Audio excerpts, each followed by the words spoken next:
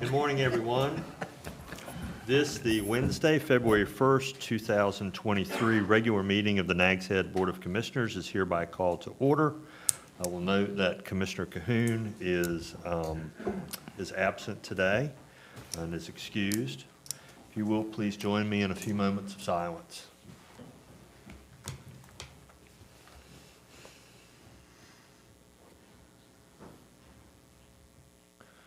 Now, if you'll stand as you're able and join me in the Pledge of Allegiance. I pledge allegiance to the flag of the United States of America and to the republic for which it stands, one nation, under God, indivisible, with liberty and justice for all. Thank you. First item on our agenda is the adoption of the agenda, and a motion would be in order. So moved. Second. I have a motion and a second. All those in favor signify by saying aye. Aye. Opposed? Thank you. That brings us to recognitions and presentations, and our first presentation is The Wall That Heals, and I will call Dare County Vice Chairman Wally Overman to the podium, please.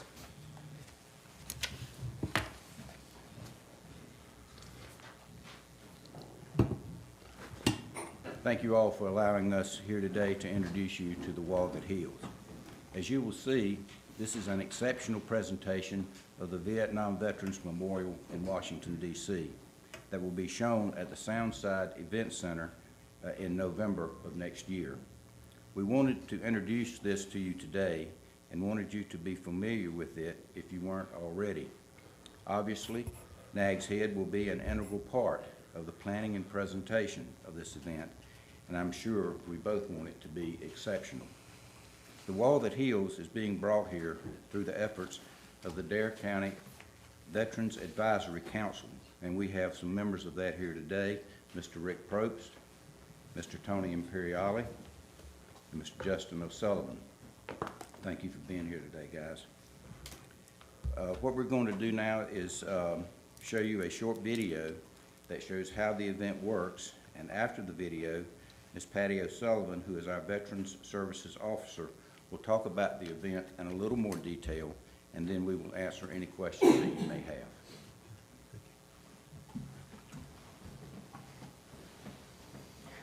Good morning. I'm Patty O'Sullivan. I'm also here on behalf of the Dare County Veterans Advisory Council to let you know that Dare County was selected to host the Vietnam Veteran Memorial Fund's Wall That Heals in November 2023. Let me see if I can get this to work. Okay, this is a little bit about the Dare County Veterans Advisory Council. The Dare County Board of Commissioners created the Advisory Council in respectful recognition for the service and sacrifice of all Dare County veterans as represented in all branches of the United States military. The Veterans Advisory Council helps Dare County veterans serving as a liaison with the community in coordinating services and activities benefiting veterans and their families. And then this is the video we'd like you to watch.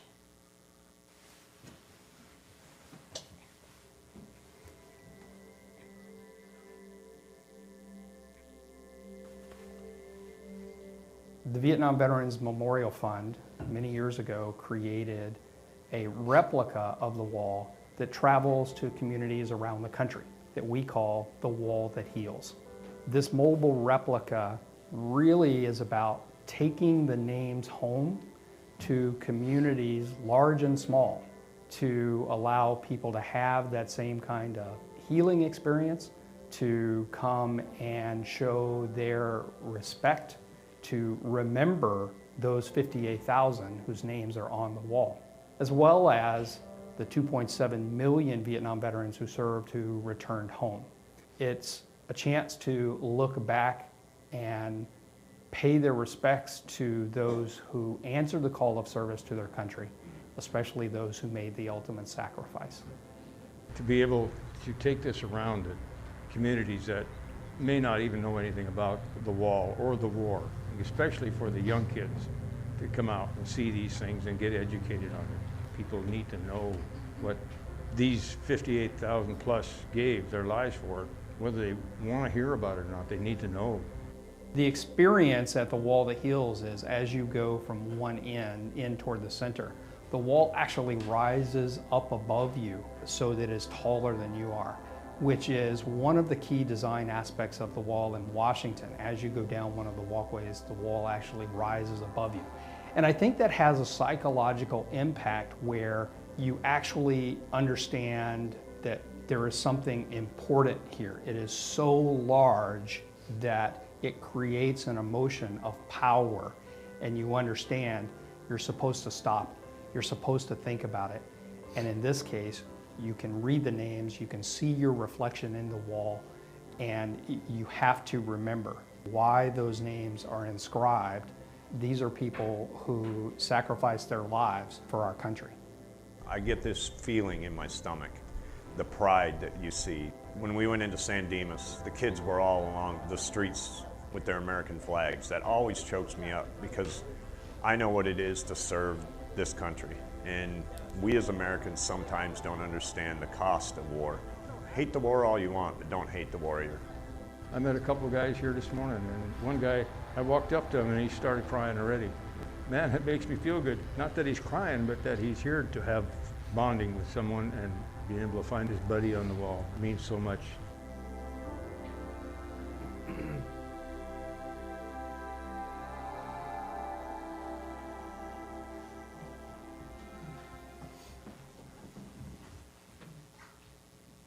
So we feel that it's important to bring the wall here to Nags Head, Dare County, because we have approximately 5,000 veterans that live in Dare County.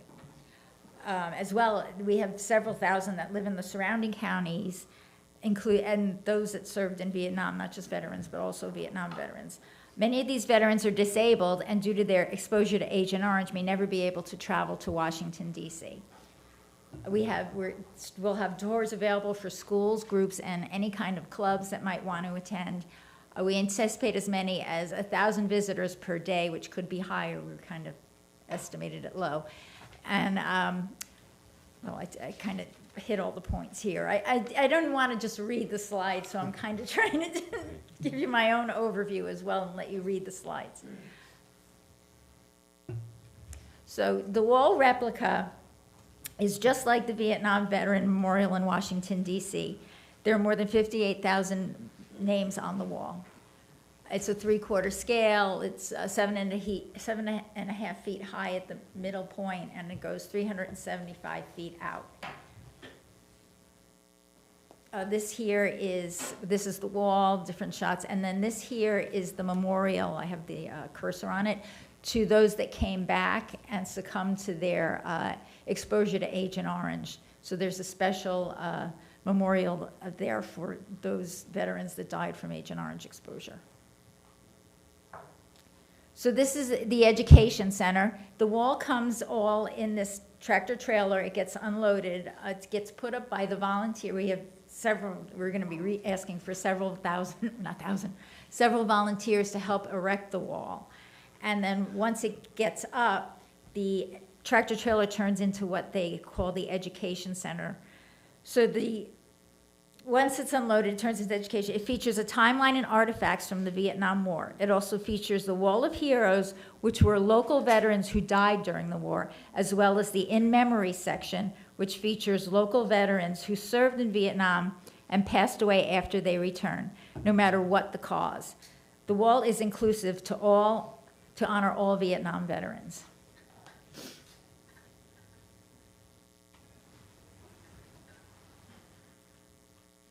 I'm not clicking here. I'm trying. It's not cooperating with me. There we go. Okay, there's also an information education tent that will allow visitors to be able to find names of family members or friends who they may have lost, and shows them how to create rubbings of their names. And then these are just shots of the tent, an actual rubbing, and then these are the hometown heroes and the In Memory screens.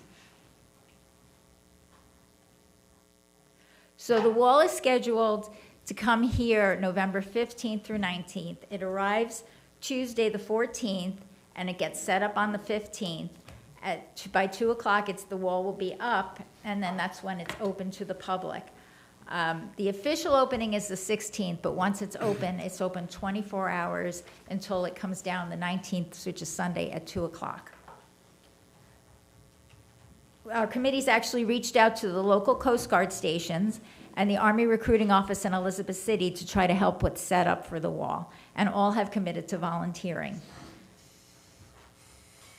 And then, as I said, we're going to need several volunteers to be able to help throughout the entire time. There's the VVMF sends some site managers, but then most of the people that will be at the wall will be volunteers. They train them.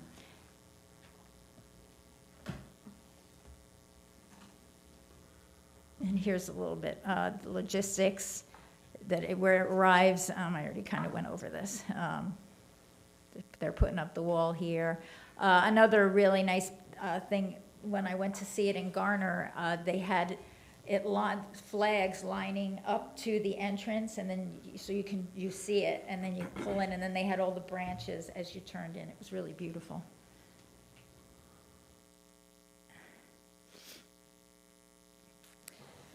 So when the Veterans Advisory Council expressed interest in hosting the Wall That Heals, two of the members accompanied me to see it in Concord and then in Garner. We felt it was a very moving experience, which reestablished our commitment to bring it to Dare County and share with our veterans.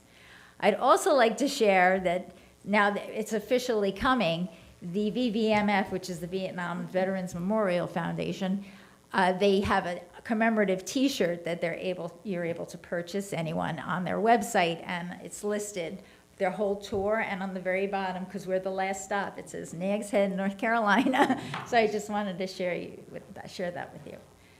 And that's it for me, but if anybody, Wally has a little bit more. Yeah, just like to mention, this presentation, excuse me, of the Wall That Heals starts, I think, somewhere in California and works its way all the way across the country to wind up here. And we want to be sure that we send it off with a rousing presentation, if you will. We're trying to put together the program. We will be working more diligently as we move forward and as we get closer to it with the opening ceremony. We're hoping to have a 21-gun salute if we can make that happen, which I think is fully deserved. And just a lot going on in that regard. We will be making this presentation to all of the towns. We have a pledge from Kill Devil Hills already. Don't have a check yet, but we have the pledge. And when we present to them, I expect that's when they'll make the presentation. But at any rate, this is a big deal, and I think the Outer Banks is going to be proud. If you have any questions, between Patty and I, hopefully we can answer them, and if we can't, we'll get an answer for you. I don't. I want to say thank you for bringing this presentation to us and letting us know about this, but more importantly, thank you for arranging to bring the wall here. It really is an opportunity for us and for all the veterans in our area, and it's gonna be really awesome. And you know you can count on the town of Nags Head to support y'all in whatever kind of logistical support y'all need there, the way we do events at that site. Really look forward to it. Put it on my calendar. So I'll ask board members if you have any questions. To echo what you said, Mayor. Yeah. Okay, thank you. Just what an honor for Nags Head and Dare County for this to be brought here, and thank you for the efforts of you two and also your advisory council for making this happen. I look forward to attending. Thanks, Kevin. A lot of this started just so everyone knows with Marsha Brown, who writes the gig line in the Coastland Times, as you know, and through Marsha and through the Veterans Advisory Council, they deserve all the credit for this. So. Marsha lost her husband to Agent Orange, effects of Agent Orange, so this was really important. And she tried to do this a couple of years ago, but so then she came to us recently and asked us to start again to try to get it, and we were actually able to do it.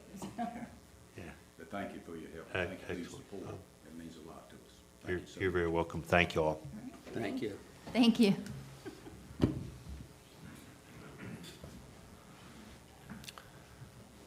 The next item on our agenda is recognition of a new employee, and I'll call Nancy Carowin to the podium, please.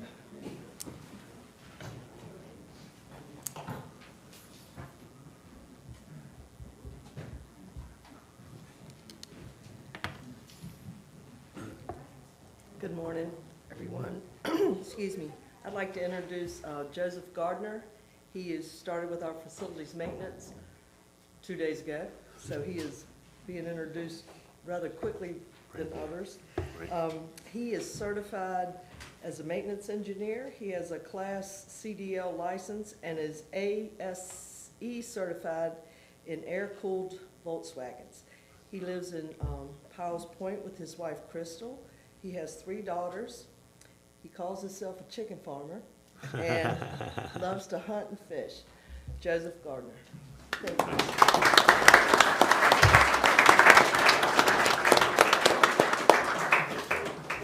I'm glad to have you. Yes, sir. Talk to you, Joseph.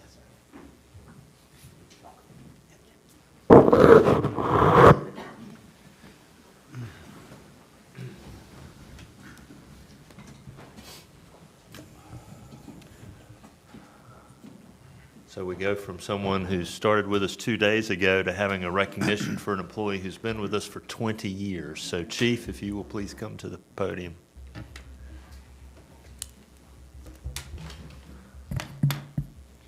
Good morning, Mayor and distinguished commissioners. It is my pleasure to bring before you for recognition Office Manager Jackie Hart. Jackie began her career with the town January 16, 2003, and she's been a member of our fire department for 20 years. When I asked members of our department to give me some input for this presentation, one of the things that was said was, she was here when I walked in the door, and I'm glad she was. We are fortunate to have such a dedicated member on our team. She loyally supports our fire department and our citizens. Jackie has probably the most spot-on last name she could, Hart. Jackie has one of the largest, warmest hearts you could want in a team member.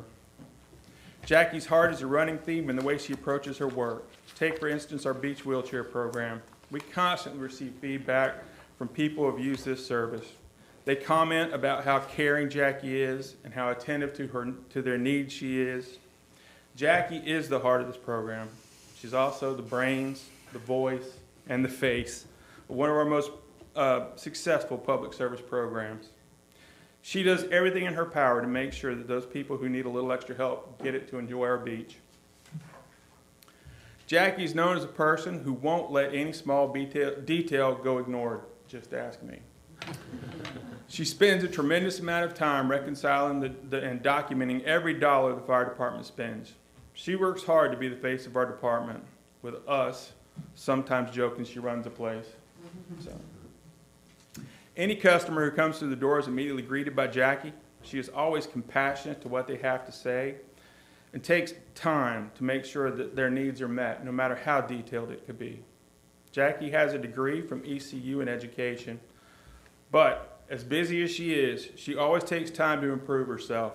She works to complete Ed2Go programs and other online classes to further her value to the town.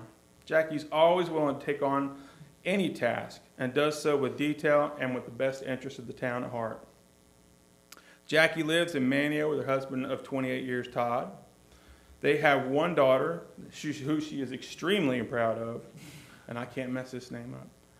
Her daughter, Kirsten, who is a senior at VCU in Richmond, Virginia. On her days off, Jackie enjoys spending time with her family.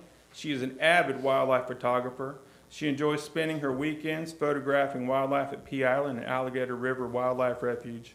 In the summer, she enjoys spending time at the beach and on the water. Jackie is a shining example of what it means to be a member of Nags Head Fire Rescue. She serves our citizens and visitors with courage, compassion, and commitment. Distinguished board, I present to you Officer Manager Jackie Hart.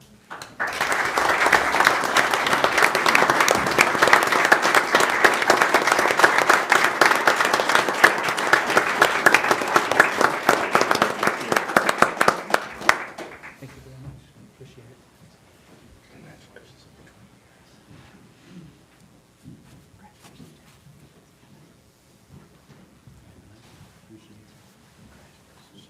going to ask the board to come around and Jackie to remain while we get a picture with Jackie.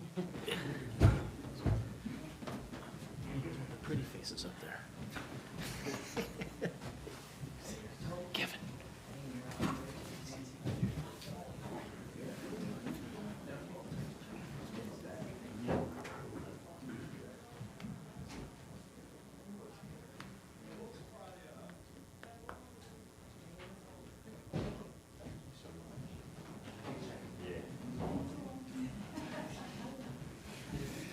Years. 2003. Young law student right out of college. I didn't. No, I was practicing here. I think I had just wrapped up one of my longest trials in Dare County. I think that was 2000. Actually, it was 2004 summer. Is that when they did the We're incredibly fortunate in Nags Head that from time to time we get to recognize employees with that kind of long, many years of service with us, and it's a real honor for the board to know that someone would stay with us that long, and Jackie is in fact a great example, great person. The next item on our agenda is public comment, and I will turn it over to Mr. Leidy. Thank you, Mr. Mayor. At this time, the Board of Commissioners welcomes members of the public to provide public comment. This is an opportunity to express items of interest or concern to the Board of Commissioners, but the Board of Commissioners rarely responds to public comment, so it's not a dialogue. But anybody who wishes to address the board, if you will please approach the podium, tell us first what your name is and where you live, and then address your remarks to the Board of Commissioners as a whole. So, who would like to go first?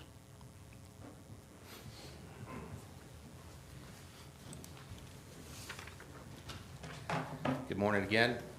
My name is Basil Belches. My wife and I live at 3521 South Memorial in Old Nags Head Place, just down the road here. That's one of the neighborhoods that the 2017 Town Comprehensive Land Use Plan called the Neighborhoods Character Area.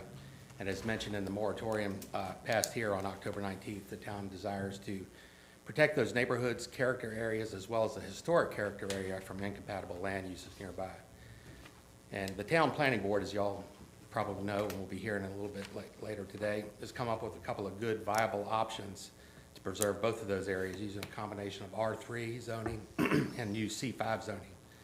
Of the two options, option 2 takes things a step further than option 1 and makes the current commercial zoning section of Old Nags Head Place into R3.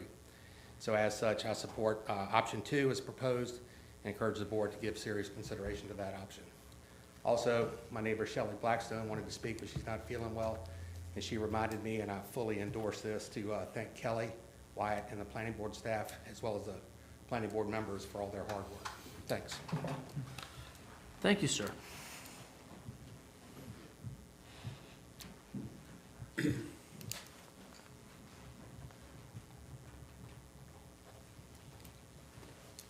My name's Bobby Harrell. I live on Roanoke Island, but also own property and have for 21 years in Nags Head, where we operate a real estate company. I'm here today representing the owner of the property at Hollowell Street, the 4.7 acres is being considered for downzoning. He was not able to attend, but he's written a letter and asked me to read it here today. Respectfully, after 22-year owner of the Hollowell Commercial Tract, I strongly object to the proposed downzoning of my property to R3 for non-fact-based reasons. First, complaints by the 17 Beach Road rental property owners to the commercial development behind them are not realistic. All of these property owners either bought or built their homes adjacent to the property that was zoned commercial and were turned into 5- and 6-bedroom rental investment properties with swimming pools. Now they complain that their backyards might face a commercial use. Second, there are no historic cottages on the beach road across from my property. All are south of this land. In any event, the 17 rental houses now built on the formerly commercial land create a visual wall between the oceanfront land and my land.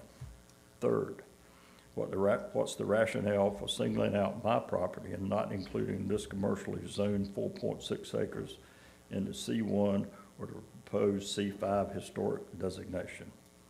A well-planned village of shops, cafes, etc. certainly would add more to the historic character look of the neighborhood and help the town of Nags Head much more than 15 more cookie-cutter rental machines. Think about it. For 20-plus years, you've invested in your property and now you want to retire. How would you react if you owned a retail business and the town wanted to come in and take 50% of your shelves and display cases? Or you owned a restaurant and the town proposed to remove one half of your seats? Or a motel and you had to board up one half of your rooms? What happens to your current property value? I think we all know what will happen to our property value. Finally, where is the sense of basic fairness in this proposed rezoning of my property?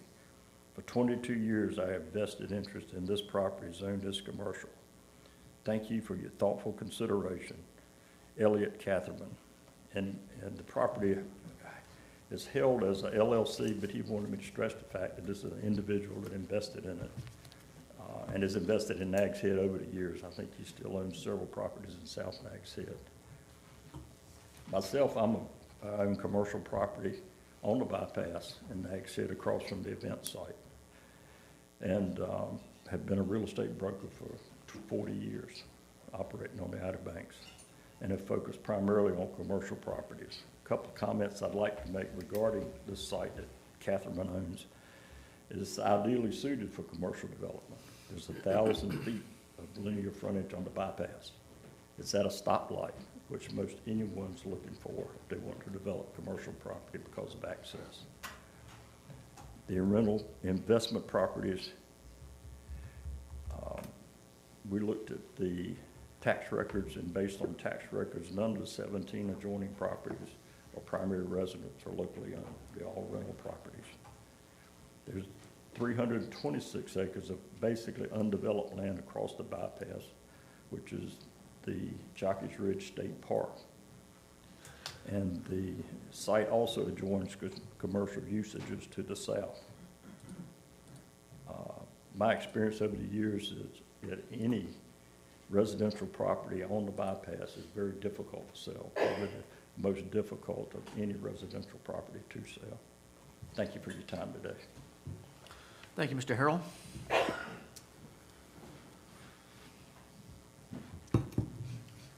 Good morning, Board. My name is, excuse me, my name is Michael Mishu. I live at 3427 South Memorial. I'm just here to echo what Basil Belches had mentioned earlier. And having recently retired from local government in Northern Virginia, I now reside down here full-time. I want to also commend the Planning Board and the planning and development of the Town Hall, of how much work they have put into the past several months of the rezoning and the conditions of the rezoning. I also wanted to say that it's quite clear to me that over the years, the Board of Commissioners has put a lot of time and planning into the comprehensive land use plan, and I encourage you all to continue to follow that spirit. Thank you. Thank you, Mr. Mishu. Is there anybody else who wishes to provide public comment? If not, we will now close the public comment period. Thank you, Mr. Leidy. That brings us then to the consent agenda, which you have before you. It's only 4 items this time, and a motion would be in order. Make a motion to approve as presented. Second. I have a motion and a second. All those in favor signify by saying aye. Aye. Aye. Opposed? Thank you. That then brings us to reports and recommendations from the Planning Board and the Planning and Development Director. So we'll call Kelly Wyatt to the podium, please. Thank you. Good morning, Mayor and Commissioners. I have a pretty quick report for you this morning, but as usual, this is just running through what the Planning and Development Department has been up to over the last month. Moving through here, we'll note the relevant meetings that our staff attended over the month of January. With regard to the last Planning Board meeting, which was held on January 17th, 2022, That did include the appointment or the election of the chair and vice chair for calendar year 2023. Megan Vaughn was re-elected as the planning board chair, and Megan Lambert was elected as the vice chair. The planning board did continue to have conversation about the historic character area, and that I'll actually be presenting that item in much more detail following the director's report, so I won't go into too much there. At the planning board's next meeting, which is on February 21st, the agenda is anticipated to include the adoption of the 2023 submittal calendar, continued discussion of potential text amendments as it pertains to the definition that we currently have of dwelling unit, and what constitutes a dwelling, and clarification or language related to accessory structures and accessory uses. So we'll be diving into that, and hope to have good conversation with the planning board there. Also, the planning staff will present just the formalized version of what was prepared for the Board of Commissioners today for their review. So there was no Board of Adjustment applications in the month of January. As you know, the appeal from Moda Cooper had been withdrawn.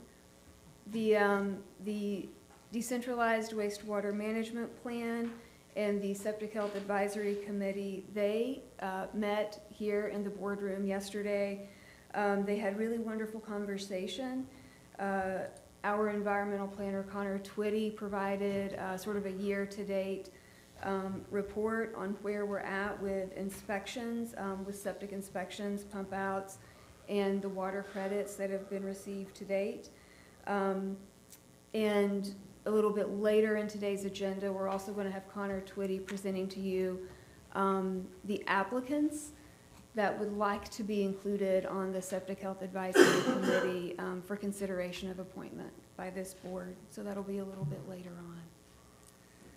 on. The Estuarine Shoreline Management Plan, planning staff and the consultant team of Biohabitats and Moffitt and Nickel provided an update on that draft to the board at their January 4th meeting. Any comments received have now been incorporated, and we anticipate having adoption of that plan at today's Board of Commissioners meeting. The North Carolina Resilient Coastal Communities Program, now that those loggers have been installed, we're getting continuous data feedback, which we're going to be using as we design the infiltration system for a stormwater management project. I did want to note that staff has requested a 6-month extension to the Phase 3 grant program based upon feedback from state and federal agencies. It's likely that we're going to have more time to collect more data to address those concerns that were noted. No new updates on the EV action plan or Whalebone Park at this time. We're going to have Jordan Burns with the National Renewable Energy Lab providing a presentation on the update of our ETIP project. Dune Management Cost Share Program, that continues to be successful. At the time that this was prepared, we had 70 people participating with $247,000 being utilized. We now have 73 property owners participating with over $250,000 of the 270 being utilized. So it's a very, very successful program. I just had a note here that the dog park, we had $30,000 funded for some improvements there at the park. Our Deputy Planning Director, Kate Jones, has been coordinating, getting some estimates for that reduced scope of work. And I think we have 1 or 2 really good estimates in, so we're going to be reviewing those, and we'll be back to the board on that. That's some exciting things coming up there. And the Art and Culture Committee, they're going to be here at your March meeting to provide an update on how the 2022 season went and what their expectations are for the 2023 season, and to hopefully have a very preliminary budget conversation as well. So that is all I have with regard to the director's report. for the planning department. Any Happy to answer questions? Bob? Yes, sir. Okay, great. Thank you, Kelly. Then the next item on our agenda is an update on the UDO zoning map amendment and a request for public hearing.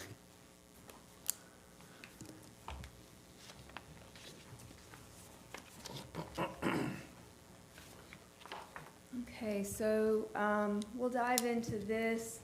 I will try to not go into great detail over any of these items, but please feel free to ask questions as we go along.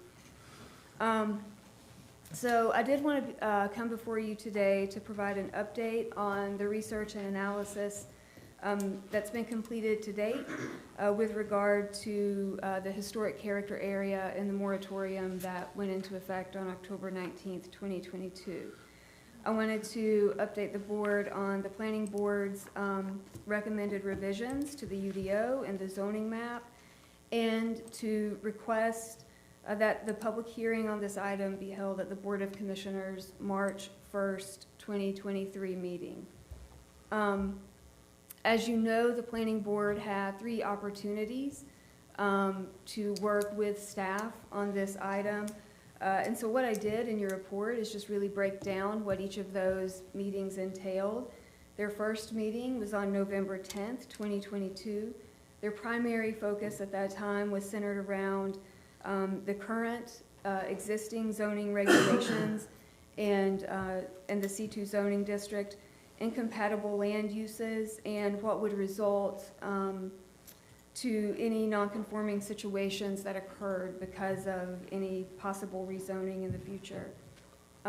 They were also curious about some architectural, regulation of some architectural elements within this area. So we did talk briefly about the law that was enacted back in 2015, which essentially prohibits the regulation of residential building design elements.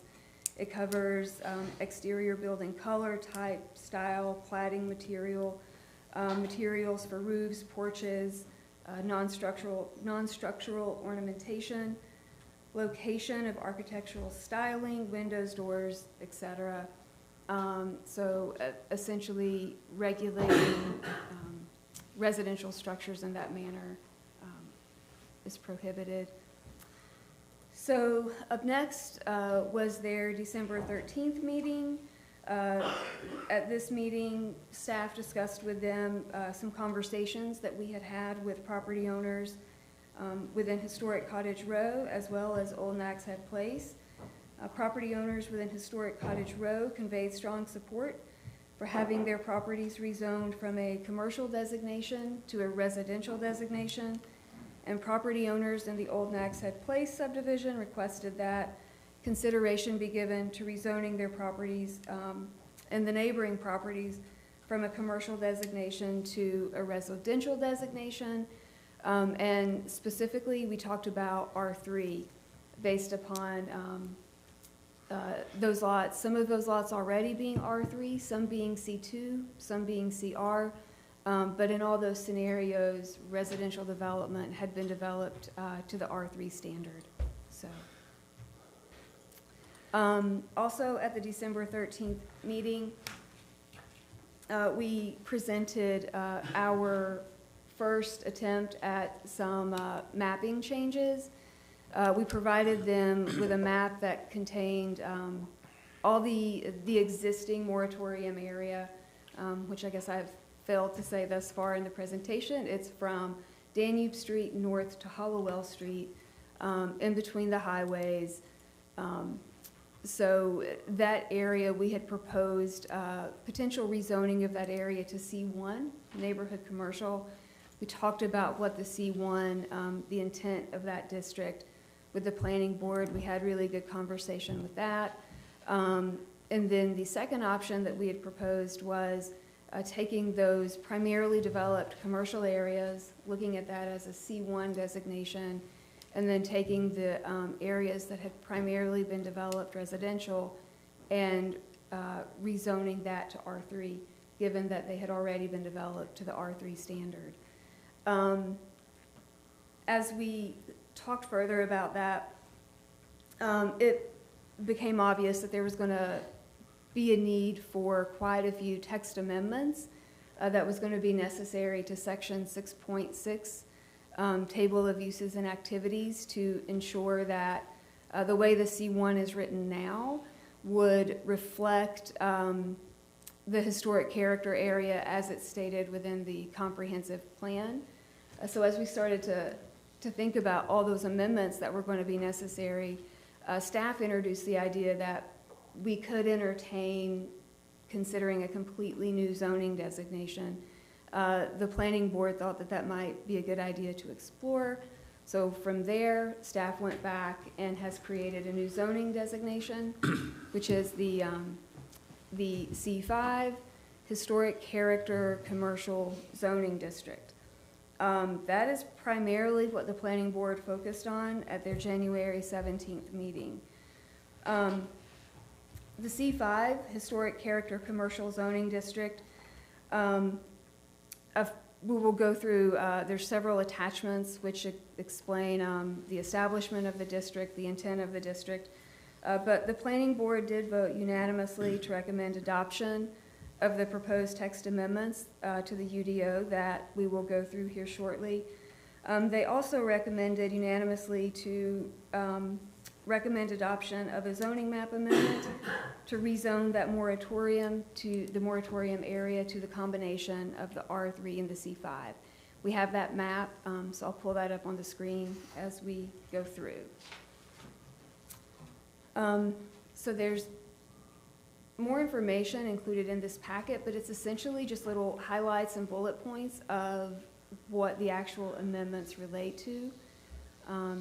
So with that being said, I'll try to just go ahead and go through those quickly. So in addition to amendments to the UDO, there were just a handful of areas within the town code where we recognized that we needed to update to the C5, if that's what the board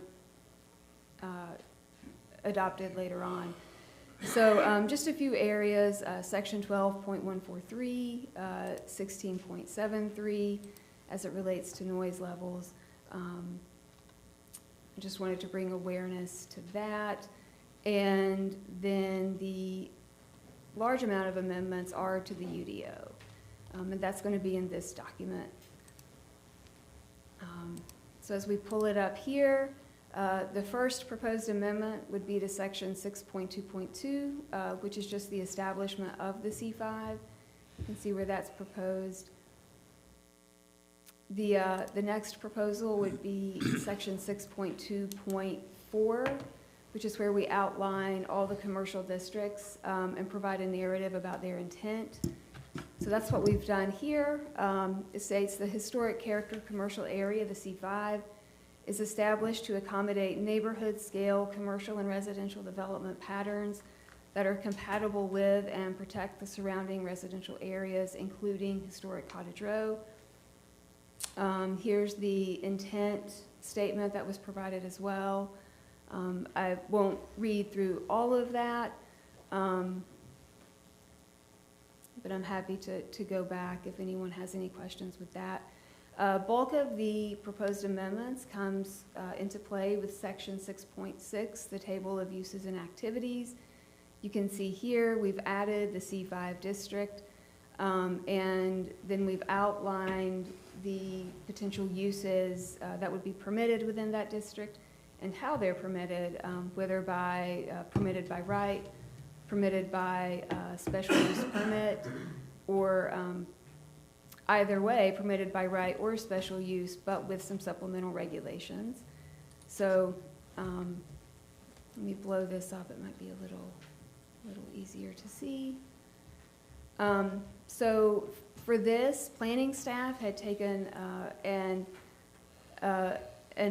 initial attempt to identify some commercial businesses that they felt fit the category of the C5. When we went through this with the planning board, it was a wonderful exercise. We literally went through every single use and took a quick poll by the planning board of which ones to add to the list. So I won't go through each of those, but I'll scan through slowly for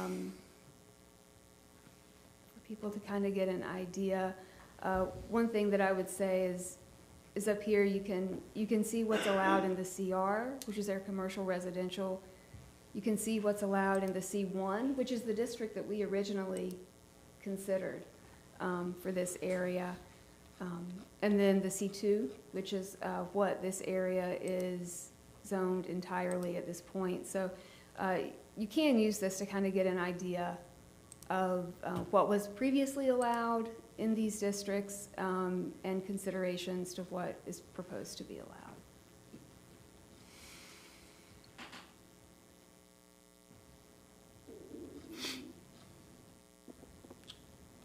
All right, so we will finish that up and then move on to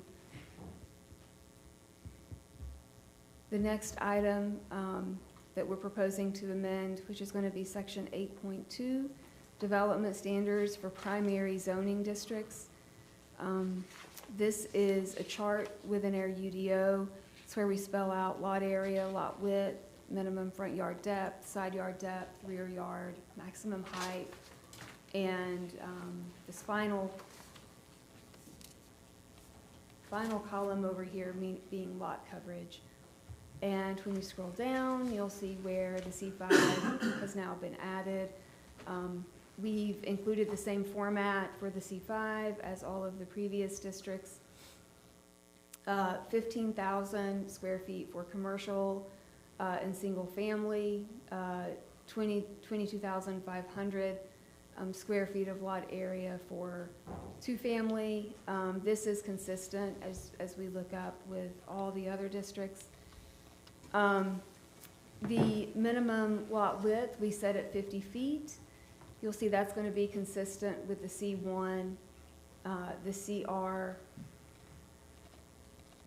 So we felt like that was the minimum that's allowed. And when you look at the moratorium area, those smaller lots that could be developed residentially, they're all 50 feet in width already. So side yard setbacks, rear yard, all of those are consistent with other districts. Where it is a little different is over here where we discuss lot coverage. So conversation at the planning board level here was the area that we're talking about between the highways from Danube Street to Hollowell Street. That area seems to be somewhat prone to flooding as it is now.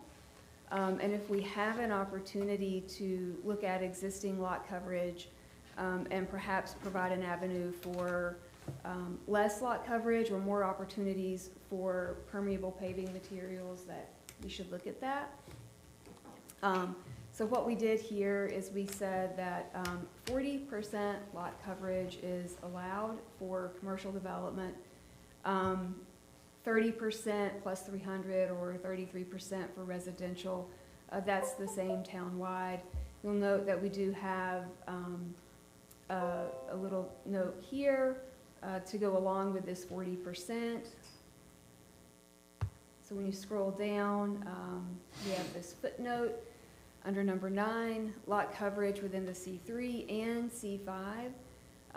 We're going to ask you to refer to section 8.6.6.4, where we have some special requirements for the C5 district.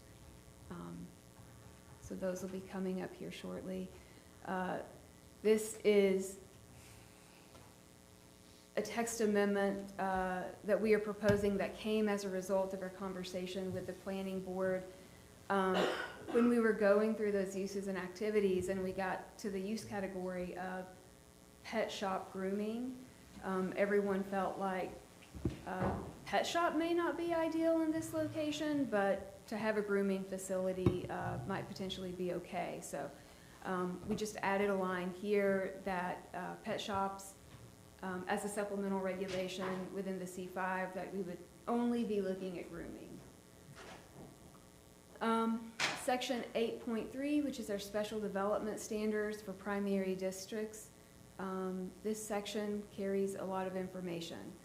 So for the C5 district, we're saying that where the requirements below are in conflict with other areas of the UDO, that this section will supersede.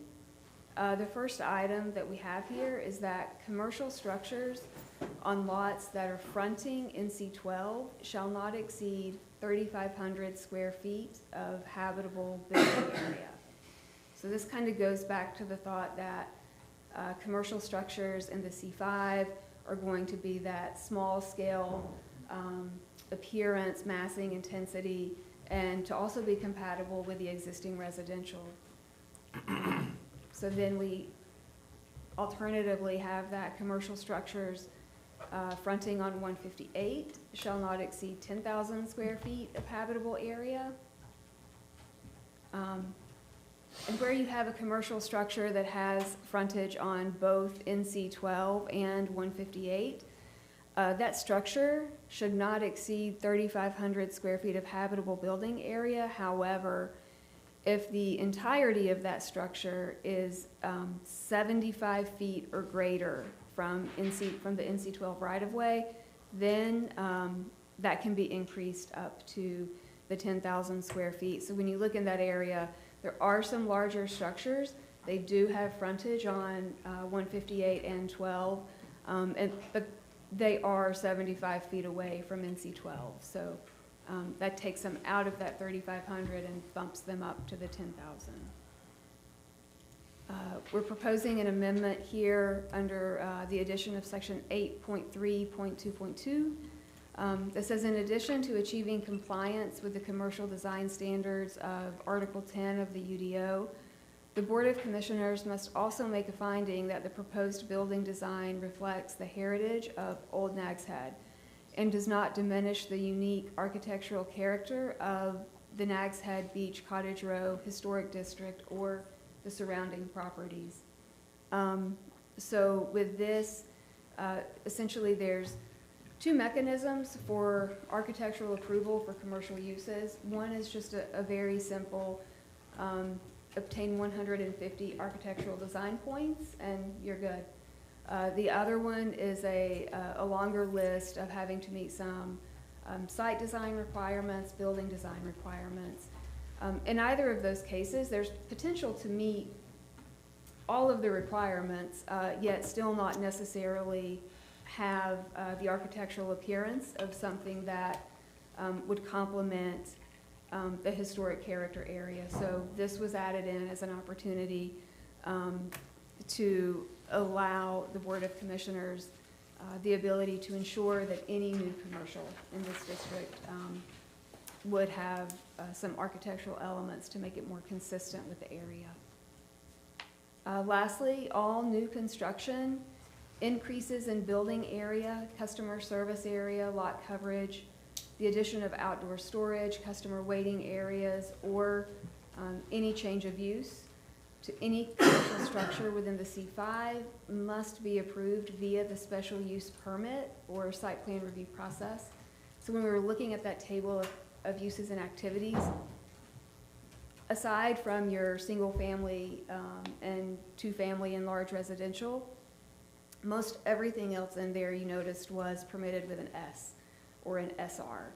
And that goes back to this requirement here, which would be essentially any significant change to a commercial structure within the C5, we're going to treat that as a special use permit, which is going to mean that there could potentially be a sketch plan review involved, planning board consideration, technical review committee would look at it, formal recommendation by the planning board, and then eventually coming to the Board of Commissioners for their consideration.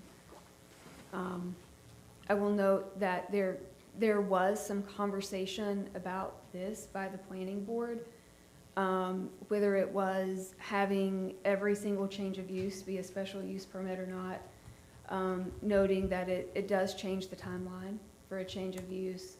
It could change the timeline for a lot of things, but given the nature of the area, we thought that it was going to be a good idea to allow that extra time and review.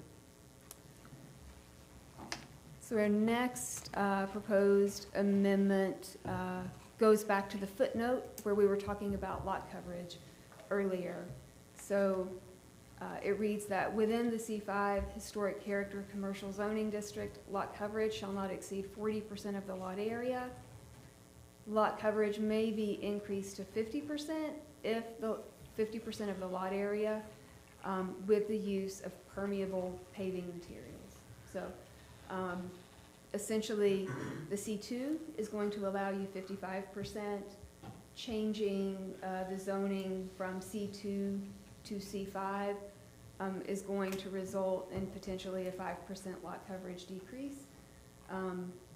But here's where we're going to note that any new commercial development could go up to 50, but to offset some of those ponding concerns and runoff concerns, that we would look to actually requiring some permeable paving there. And section 8.2, commercial design, this was just adding C5 to the list of uses. The same with regards to signage. We just needed to add the C5 so that if we do consider this, any commercial signage within the C5 is held to the same standard. Same for walls and fences. Dimensional requirements for the supplemental standards for religious complexes. We've essentially already discussed this, but we inserted this into the table to make it clear how sexually oriented businesses are regulated and the distances and parameters from schools, residential zoning districts, etc. We wanted to make sure the C5 was included there. And then where transitional protective yards, buffering requirements are required, we wanted to make sure there was consistency there as well. That wraps up the majority, well, all of our text amendments. The next two items that you have in here for the packet, this is interesting. Staff did this just as for the ability to have some idea of what nonconformities may be created with the proposed C5. So we tried to list all the commercial uses and whether they were permitted uses, not permitted uses, permitted by special use, and then go a step further and to say, would they meet that 3,500 square feet or 10,000 square foot rule? So we won't go through all of that unless you're interested in doing so. And then the map that I think everyone is probably most interested in. I apologize, it's a lot of information, so it's going to take a little bit to download. But essentially, as you heard, Basil mentioned, the planning board did recommend option 2, which is going to be this third drawing down here, which is a combination of the R3 high-density residential and the proposed C5 historic character commercial area. If anyone's interested, we can print out these maps. Anyone in the public or listening online, happy to print this map out and provide it to you. But here's where we designate the proposed C3 areas and the proposed C5 areas. There's one portion in this inset map that goes beyond the parameters of Hollowell Street North. This was just to go ahead and capture Old Nags Head Place, since it was kind of split by that by Hollowell. So this is the map that has been recommended for approval. So that was a lot of information. I went through it relatively quickly. We wanted to make sure that the board had an awareness of where we were at this time, what the planning board had recommended, and to move forward with advertising for the public hearing, which would involve posting of signs, letters to all affected property owners and everyone adjacent, and the proper advertisements. That's all I have, and I'm happy to answer any questions. Before we move on to a motion and a vote on setting the public hearing, I ask if there are any questions for Kelly. Commissioner Sears. I guess one statement, not really question. First, thank you and the planning board for all their hard work in a short time, because it's a lot of work. But can we make sure that the definition for habitable is very clear and stated, so that there's no confusion with that definition moving forward? Other than that, thank you very much for everything. Commissioner Brinkley. I think it was good to have this presentation while we make the motion to proceed with the public hearing for our next meeting. It is a lot, but it gave everybody a chance to, not only us, but the public, to hear it and digest it. And thank you for your work and also that of the planning board. Thank you. Thank you. Commissioner Sanders. I don't have any questions. Just thank you. Yeah, I think it's good. Great presentation. All right, thank you. Then a motion would be in order to set a public hearing on this topic for our March meeting. So moved. Second. Have a motion and a second. Any discussion? Hearing none, all those in favor signify by saying aye. Aye. Aye. Opposed? Thank you. Thank you, Kelly. Time specific. We now have a time-specific item. That is item F4, which is an ETIP project update, and Kate is on her way to the podium.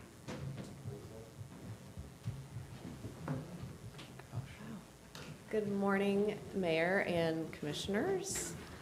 I'm here today to update you all and hopefully provide some insights on a project that's been going on. The ETIP project, it stands for Energy Transitions Initiative Project Partnership. Today we have Jordan Burns from the National Renewable Energy Lab, as well as Brooke Garcia from the Sandia National Lab. Both of these are associated with the Department of Energy, who really is the provided this grant to us. They will be presenting today and providing you an update on the project. You have in front of you, actually, Carolyn, if you don't mind passing those out, thank you. You have in front of you a hard copy of the slides as well as notes for your own reference. You will also hear not only about the overall project, but you will be hearing about potential funding opportunities associated with implementing energy projects, and Jordan will hit on a few of those federal sources. I want to point out that participation in this effort puts us in a great position to also potentially apply for state funding. This does align with the North Carolina Clean Energy Plan. So while they will be focused a little bit more on federal opportunities, know that there are a lot of state opportunities right now for funding projects like this. If you know, the board decides it's something eventually, you know, we want to pursue. But just know that this aligns us really well for funding. So I will right now turn it over to Jordan and Brooke. Brooke is going to start off updating us on the first half of the project, and then we'll transition to Jordan. We do have some other folks on the phone. We have George Bonner from CSI at NC State. However, Jordan and Brooke will be the only people talking, just to keep it simple. Okay, and feel free to ask questions along the way. We're going to try to keep this to, you know, a limited amount of time. So that's a challenge in itself, but just feel free to stop and ask questions. It took me a while to wrap my head around a lot of this type of, you know, acronyms, to be honest. So don't hesitate to ask any questions, please. Okay, Jordan, hand it over to you. Awesome. Thanks, Kate. Can y'all hear me okay? We can. And you can see my slides, right? Yes, we can. Looks great. Thanks. Okay, great. Thanks for inviting us today. Okay, so I just wanted to mention that The Energy Transitions Initiative Partnership Project, or ETIP, because like Kate mentioned, we love acronyms, is a program through the Department of Energy where national lab experts like Brooke and myself and some others on the line, and regional organizations like George's organizations, team up to provide remote and island communities with energy analysis and planning projects that help improve energy resilience for communities that are vulnerable to grid outages. So here's this lovely map. ETIP, we select about 12 communities each year through a competitive application process. So Nags Head is part of ETIP's first cohort of communities, and y'all were joined recently by cohort 2. So that's why you see about 23 communities spread across 5 regions. ETIP works in 5 regions. Hawaii, Alaska, the Pacific Northwest, the Northeast, and the Southeast, where y'all are at. So in cohort 1, we also have Ocracoke Island in North Carolina that's receiving assistance too. So just briefly to give you kind of a snapshot of where we're at, after Nags Head was selected for the ETIP program in early summer 2021, we spent a couple months working with folks from the planning department to identify and prioritize priorities or activities that we wanted to include in the project scope. And we settled on 3 overarching activities for the project, and we're finishing up activity 2 now. So this seemed like a great opportunity to make y'all aware of the project's progress so far and collect your feedback before we head into the last activity, activity 3 of the project. So I'm going to hand it over to Brooke to talk through activity 1. Okay, good morning. I hope everyone can hear me. Yep, Jordan? we can hear you. Okay, excellent. So we are doing our best to jam a lot of conversation and turn into a little snapshot. So this is a simplification of a lot of thought that went into meeting resilience needs for the community. So resilience, energy resilience in this context is responding to those low probability, high consequence events that so many communities across the nation are facing, and how can we do that for this community specifically in response to the technical assistance application that was submitted. So over a number of months and conversations, we sort of zeroed in on the opportunity to analyze the system with an eye towards siting microgrids. Now, a microgrid it's not one thing, it's not one size. It is a very customized approach to distributed energy where you bring a group of interconnected loads together and you bring an energy resource within that boundary, and simply you can island yourself from the grid or interact with the grid in a way that you've designed.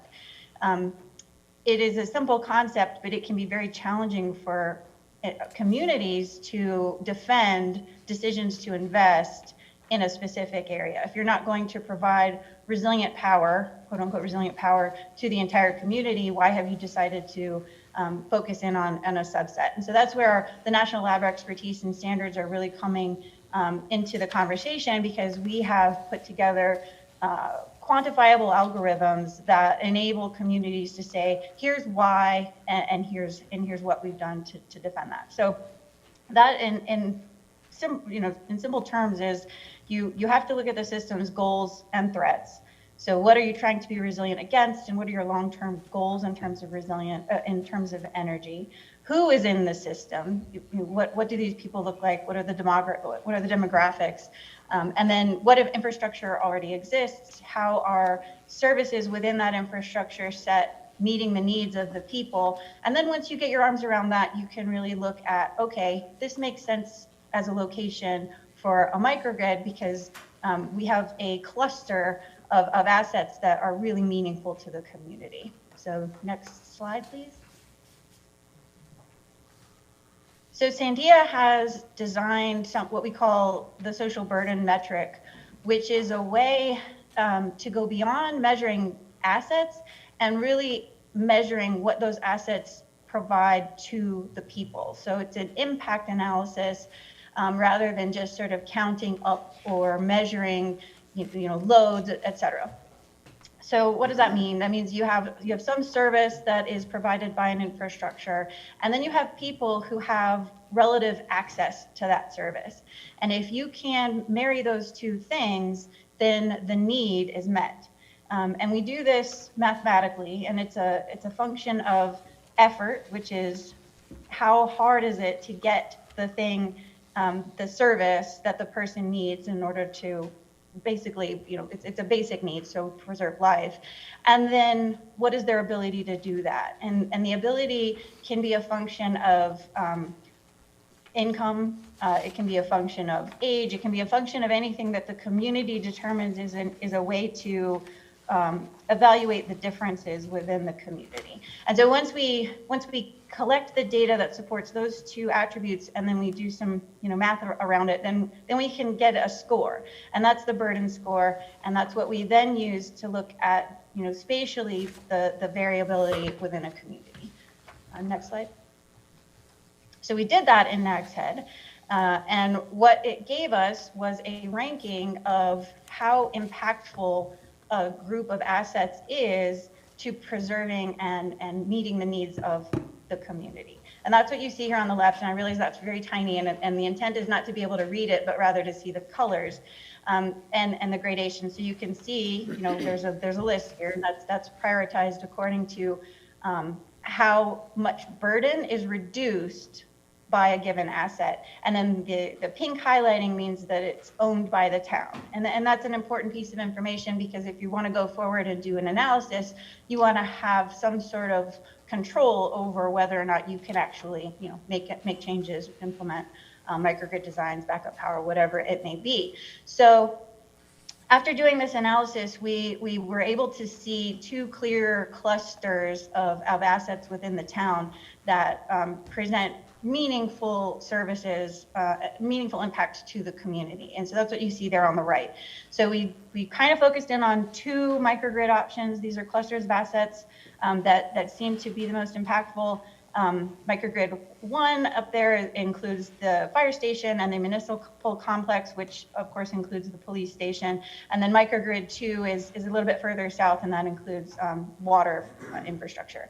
And so this gave us an ability to stand back and look at the town and say, here are the areas where you really want to focus in on resilience, infrastructure improvements, if you do it as a first pass, and you can't obviously, gold plate the entire city.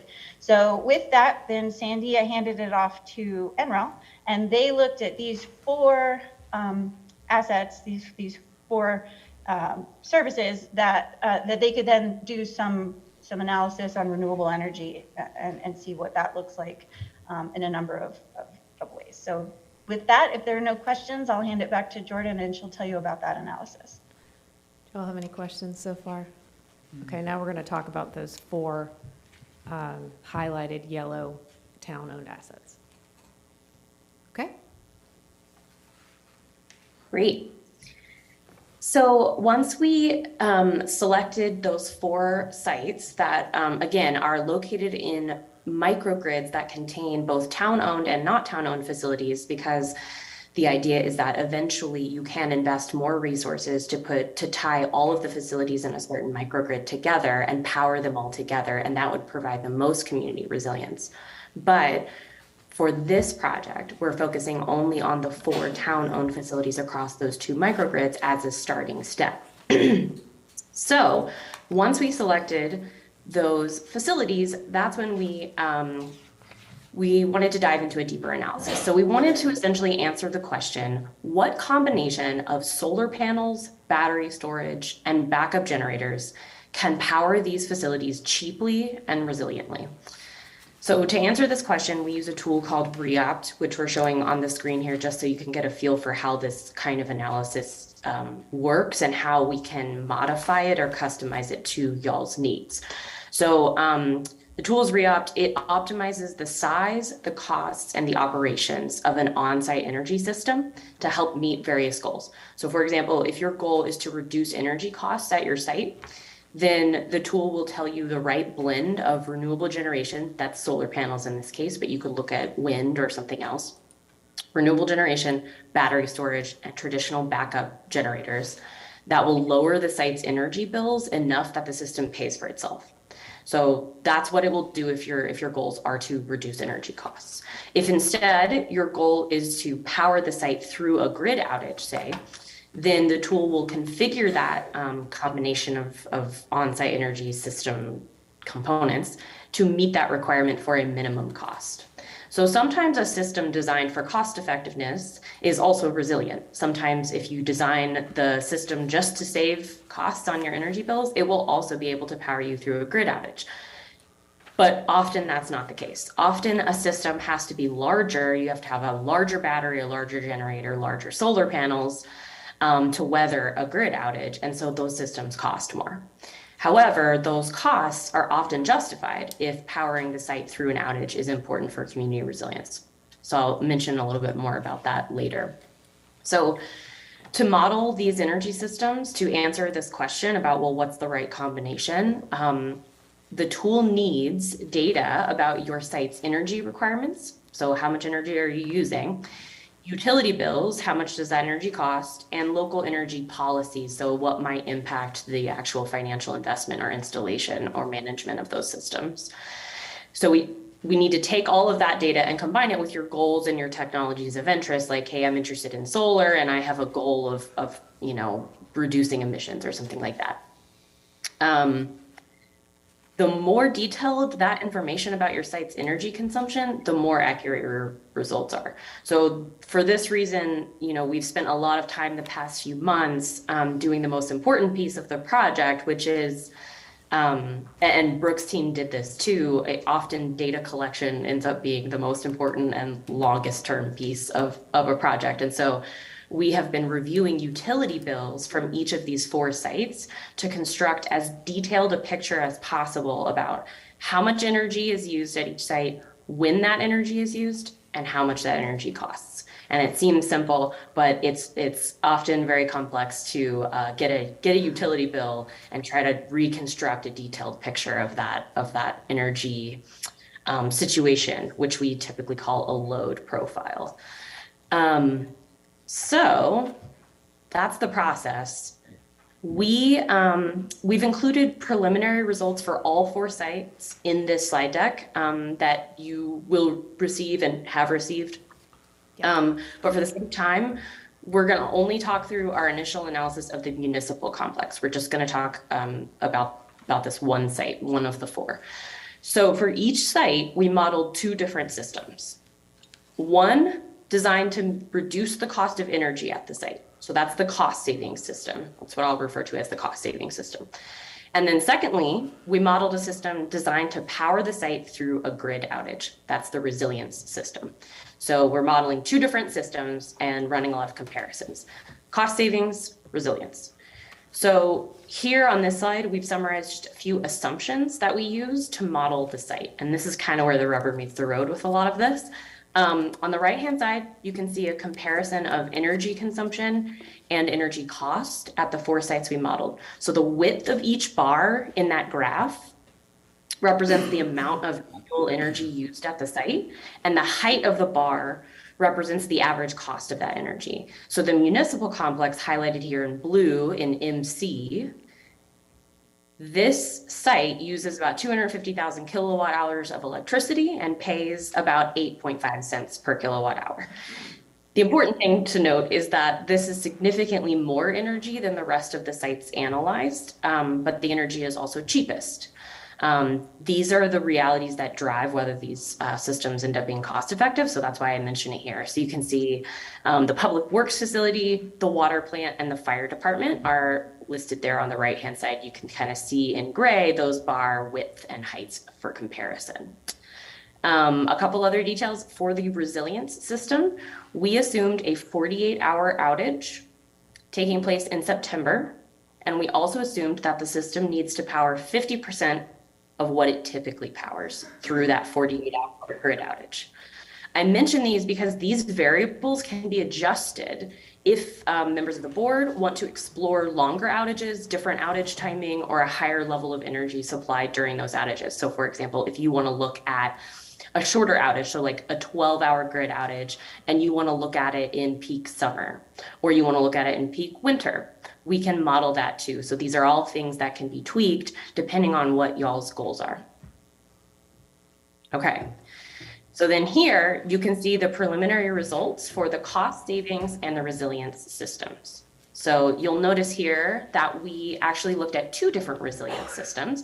You can see run 1, run 2, and run 3. So run 1 is cost savings. Run 2 is resilience with that uses battery storage. And run 3 is a resilient system, but it also throws in a new generator. So run 2, resilience with a battery. Run 3, resilience with a generator. And so on the left-hand side, you can see the sizes of the solar panels, the battery, and the generators recommended for each type of system at the municipal complex. The cost savings and the resilience systems recommend the same amount of solar, as you can see on the yellow bars. So that's easy to remember. The cost-saving system does not recommend battery storage or a generator, though. You can see that those are zeroed out. On the run 1, you only have solar. So that's the most cost-effective, is just to have solar. And that's because this system is not designed to power the site through an outage. It's just designed to save costs on your energy bills.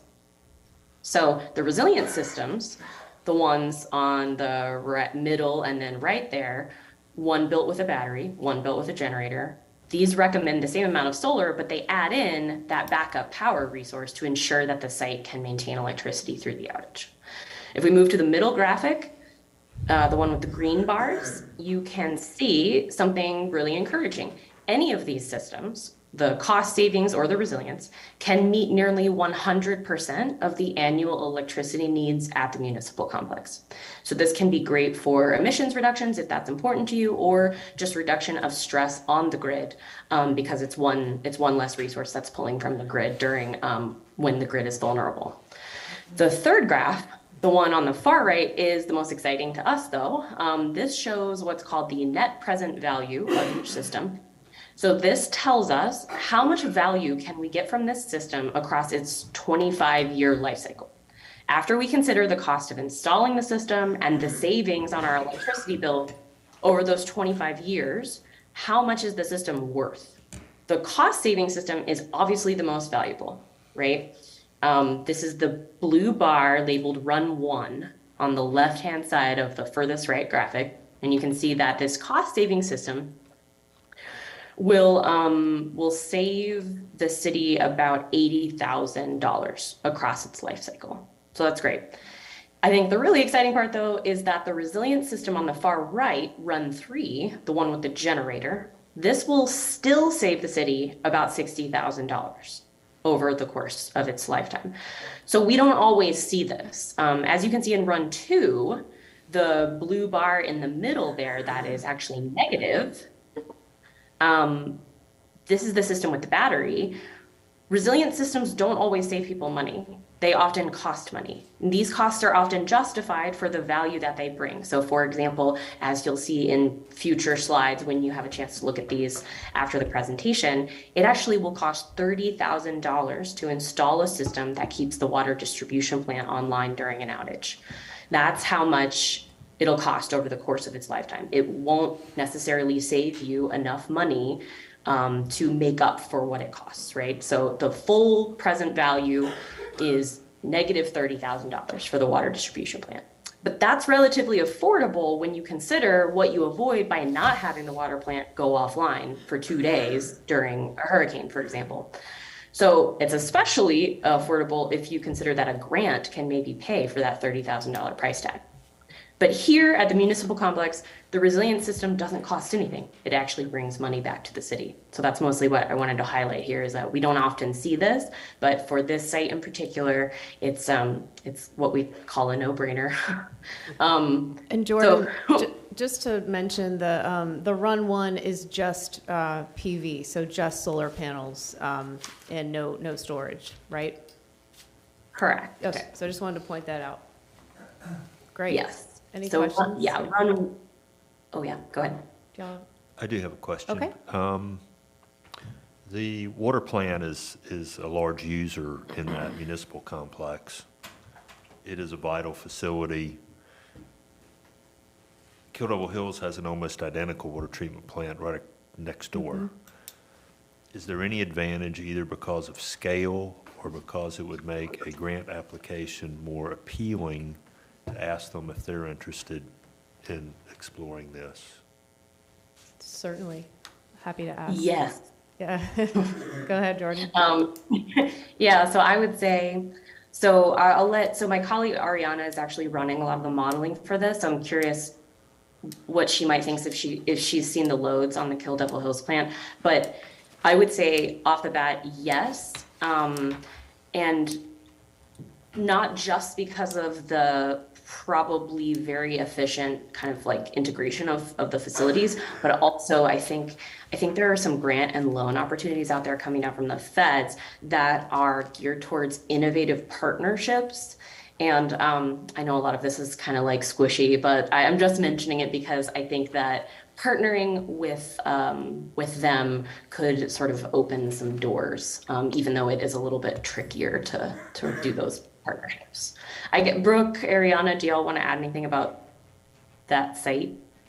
Yeah, no, I think that we've all kind of, we're in agreement here. And part of the value of valuing the assets spatially is that you can see we have these two assets that are located across the street. Now, when you're looking at distributed energy, you're looking at being able to pull those assets into one microgrid so you have economies of scale just by virtue of their location. And something as impactful as a water distribution or a water treatment center, you're now impacting through the distribution network of that asset, you're impacting a large number of people, and with something as critical as water. So the short answer is yes. And the intent is that we can provide these analytics to quantify just how meaningful that is. So it's a great question and definitely yes. Okay. All right. And I just add, if that's important to y'all, I think that is something we were really hoping to, like the feedback we were hoping to get, because sometimes just some initial data can really grease the wheels of those kinds of partnerships. And so we would be happy to provide you with a cursory kind of just like a couple slides like this to show maybe what that facility integration would look like. And then that can maybe help get the conversation started. Okay. Okay, thanks. Ben? Other board members? Bob? No questions. Questions? Kevin? The only question I had was, she mentioned several times life expectancy of the system. Do we know what that timeline is that she's talking about? So the question was on the life expectancy from Commissioner Sears of these systems. So for example, for Run 1, what would the life expectancy of the PV system be? Do you guys have a rough estimate for that? Yeah, so this is actually sort of hard-coded in the analysis in the sense that we set it. So I believe we set it at 25 years. I think you can change that to 30. Ariana, I don't know if you want to add anything about how they can best think about estimating the lifetime, but 25 years is the typical assumption.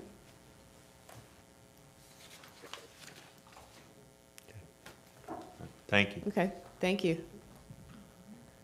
And is that typical? I can jump in and say, sorry, I No, don't know if I see Ariana on the, she's on the call. Anyway, yeah, I would say we use 25 years as a default assumption. I think a lot of contracts are 25 years, but definitely have seen PV lasting 30 and even 40 years. So could definitely, yeah. So that's kind of a conservative estimate then, 25, but in our climate, maybe about right. Okay. Exactly. Thank you. Thank you. Okay. I think no more questions on this end. Again, you guys, we're not going to go through the other three buildings because we don't have time, but you have that information.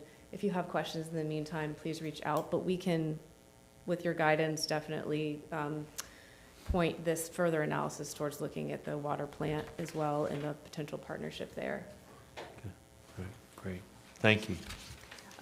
Do you all want to, I think we're about wrapped up. Do you want to touch on actually, we're about at time, so we should probably wrap up. But we do, as associated with this project, they're going to put us in a position to help with grant writing and applications. Do you want to, this is really important, Jordan, why don't you just touch on this real quickly? Yeah, so I just really quickly just wanted to mention that our final activity, activity 3, is going to be, is called outreach materials, and we're going to create outreach materials that summarize these results for future grant applications. So we're keeping an eye out for financing opportunities that Nags Head could use to actually get one of these systems built, depending on what y'all are most interested in pursuing. And we've listed a few federal opportunities here. These are the kinds of things we're on the lookout for. If we're able to identify a resilient energy system that the town wants to implement at any of these sites, then the ETIP team is happy to help you prepare to take the next steps however we can. That's basically the takeaway here. So we all know that the raw data that comes out of these models is not something you can just slip into a grant application and expect to get awarded. You kind of have to message it and make some nice graphics and really make the argument. So that's what we're trying to set y'all up to do, so that we don't just leave you with a big fat report and an Excel document. Appreciate that. That's important. Thank you. Thank you. I hate that we have to call time. I know, Just, we do. Make sure that commissioners don't have any final observations before we go on. No, I'm very interested in learning more about it, that's for sure, though. Okay. All right, great. Thank Great. all of you very much. Thank you all on the line so much. That was great to have you with us. Thanks for your time. Thank you so much. Thank you all. Yeah, that's fine.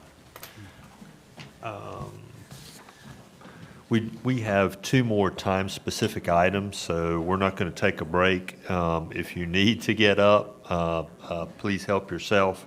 The next item on our agenda that is time-specific is for 10:30. That's new business, item H1, and that's a presentation on town paving and drainage projects, and David is already at the podium.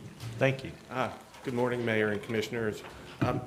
We've got several planning and construction projects with our DOT partners, and we thought that this would be a good opportunity for us to find out some additional details about this project work. And so today we have some representatives from DOT here. We've got traffic, construction, and maintenance all represented here with our DOT partners. And we wanted to go ahead and thank them for taking time out of their busy schedules to be here to go ahead and present this project information. The areas that they're going to discuss is the South Groton Highway resurfacing project, which is about to get underway. And that's going to span from 8th Street all the way down to Gray Eagle Street. So that is an upcoming project, and so they were going to provide additional details on that. There was also a planning project that we had for modifications in the proximity of Whalebone Junction along South Virginia Dare Trail. They were going to go ahead and just discuss those really briefly. And then any scheduled repair outfall work for several of our northernmost ocean outfalls. So I'm going to ask Ronnie Sawyer to go ahead and come up here and give some details as to the updates on this project work. So thank you.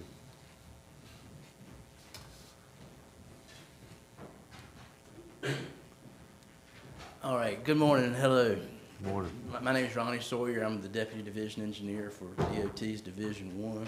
And like David Ryan started kind of laid out, I have, he reached out to us to invite us to this meeting to share some information on the topics he just mentioned. And we just he gave enough notice, we had enough time, we bought kind of a big portion of our division office with us so we can answer any questions you might have related to these items, or after if we have time related to any other items that you might have related to DOT. So who I have with me today is David Otts, he's the Assistant Division Construction Engineer. Tyler Weeks, he's an engineering technician. Marvin Burke, he's a Transportation Engineer Associate, presently working with the traffic unit. Jason Davison, Division Traffic Engineer. Marshall Gill, Division Maintenance Engineer. And the gentleman that sits atop of our organizational chart, Wynn Bridgers, the Division Engineer. So with that, and And with the team, I'm going to turn it over to David Otts to talk about the US 158 resurfacing project that's going through the town of Nags Head. And then afterwards, depending on the subject matter, we may kind of trade places as we go. Okay. So here's David Otts. Morning. Morning. Ronnie said, I'm David Otts. I'm the Assistant Division Construction Engineer. Formerly was the District Engineer and the Resident Engineer in District 1, which of course Dare County is a part of. So coincidentally was actually the project engineer the last time US 158 was resurfaced back in 2003. So definitely familiar with Nags Head and Dare County in general. Tyler Weeks, who Ronnie also introduced, was nice enough to put a PowerPoint presentation together for us. Just going over a few of the key points for the resurfacing of 158 through Nags Head. And David, Ryan, I guess this mouse will operate? Yes. Okay. Okay, so of course the project we're here to talk about, improvements to US 158 through the town of Nags Head. The project limits are going to be from the town line at 8th Street south through Gray Eagle. And the reason I emphasize through Gray Eagle, we've got inductive loops all cut into the pavement which detect traffic and trigger the lights. When we get to an intersection, we either have to stop short or go all the way through it. So we'll be going 700 feet through the intersection to make sure that we eradicate those loops entirely so that we can replace the entire system. The contractor for this project is the Fred Smith Company. As everyone probably knows, Fred Smith Company bought RPC Contracting a few years ago, so they have an office and an asphalt plant right there in Kitty Hawk, which is very advantageous. Shorter haul, the asphalt will stay warmer, which is very important trying to pave this time of year. They won the project with a low bid of approximately $4.8 million. Okay, improvements, we're going to mill and replace 1.5 inches of asphalt surface course.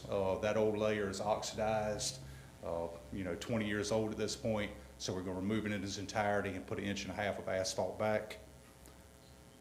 Concrete curb ramps, there's been projects going on for years now to upgrade all the sidewalks, make sure they're ADA compliant. Because of those projects, there's actually been 5 deficient curb ramps along 158 through the town of Nags Head. We're going to improve those, make sure they're ADA compliant.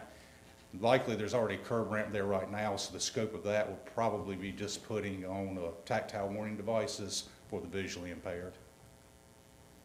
And then drainage, we're replacing 4 cross lines. 3 of those are across 158, and 1 is across side road, and we've got some slides kind of detail that a little bit further coming up. Repairs to various catch basins and drop inlets. As y'all know, get a leak in a pipe or a leak near one of these drainage structures that will cause a pothole in the road. So we want to make sure that that leak is found, repaired, so that those potholes won't show back up after we put this fresh asphalt down.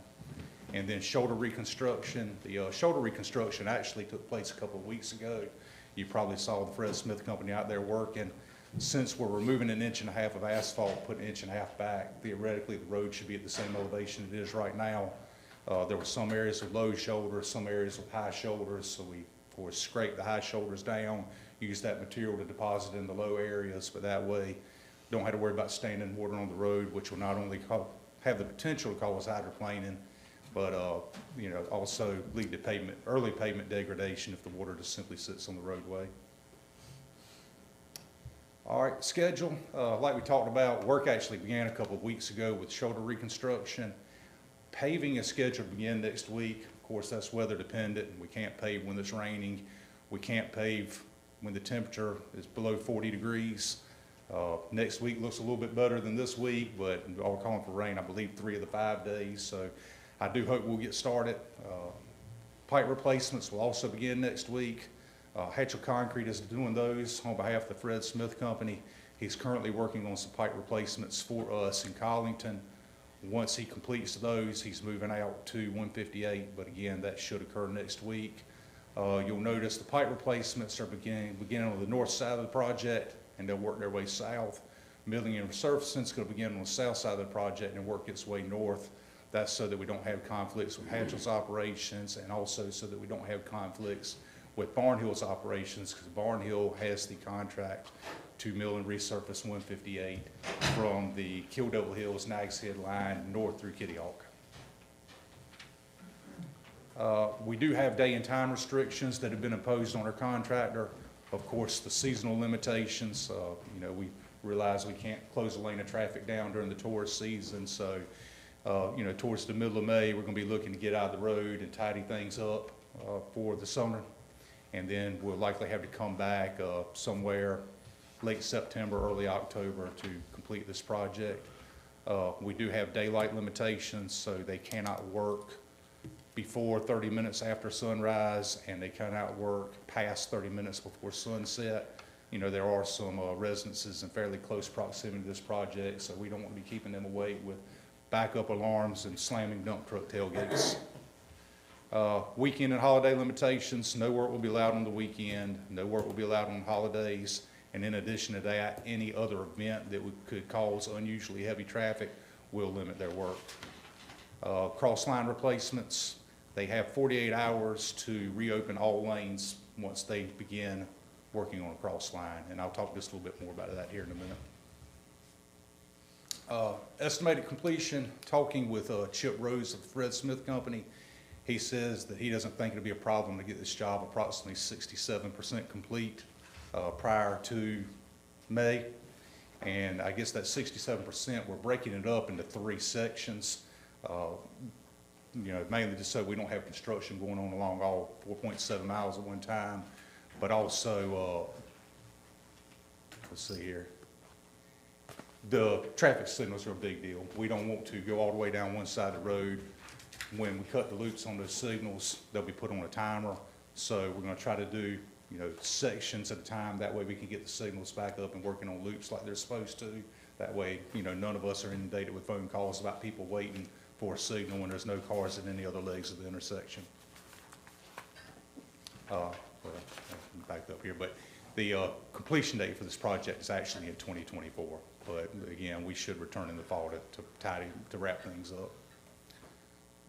This map shows the limits of the project, beginning up here at 8th Street, which is where Barnhill is paving up to, and then going all the way down here through East Gray Eagle.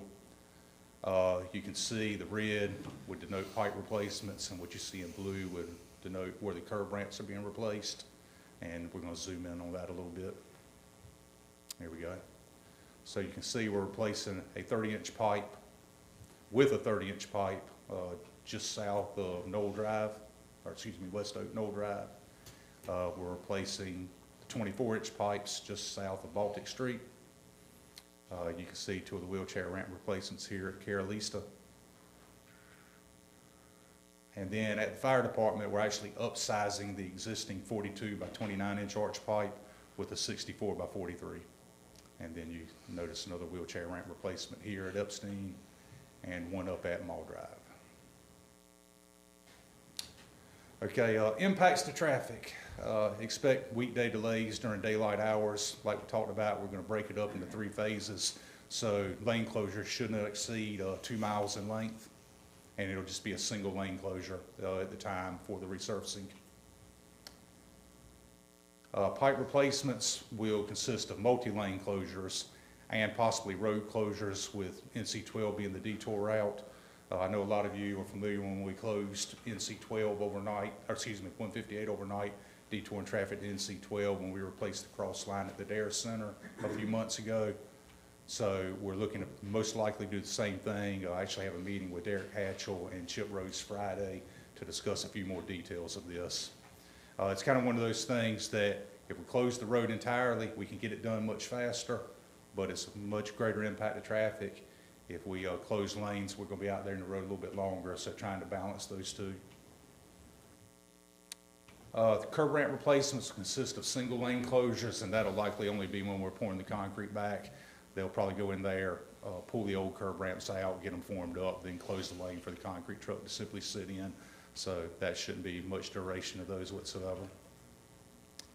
The NCDOT and the Fred Smith Company will seek to minimize impacts to traffic while simultaneously providing a quality product in a timely manner.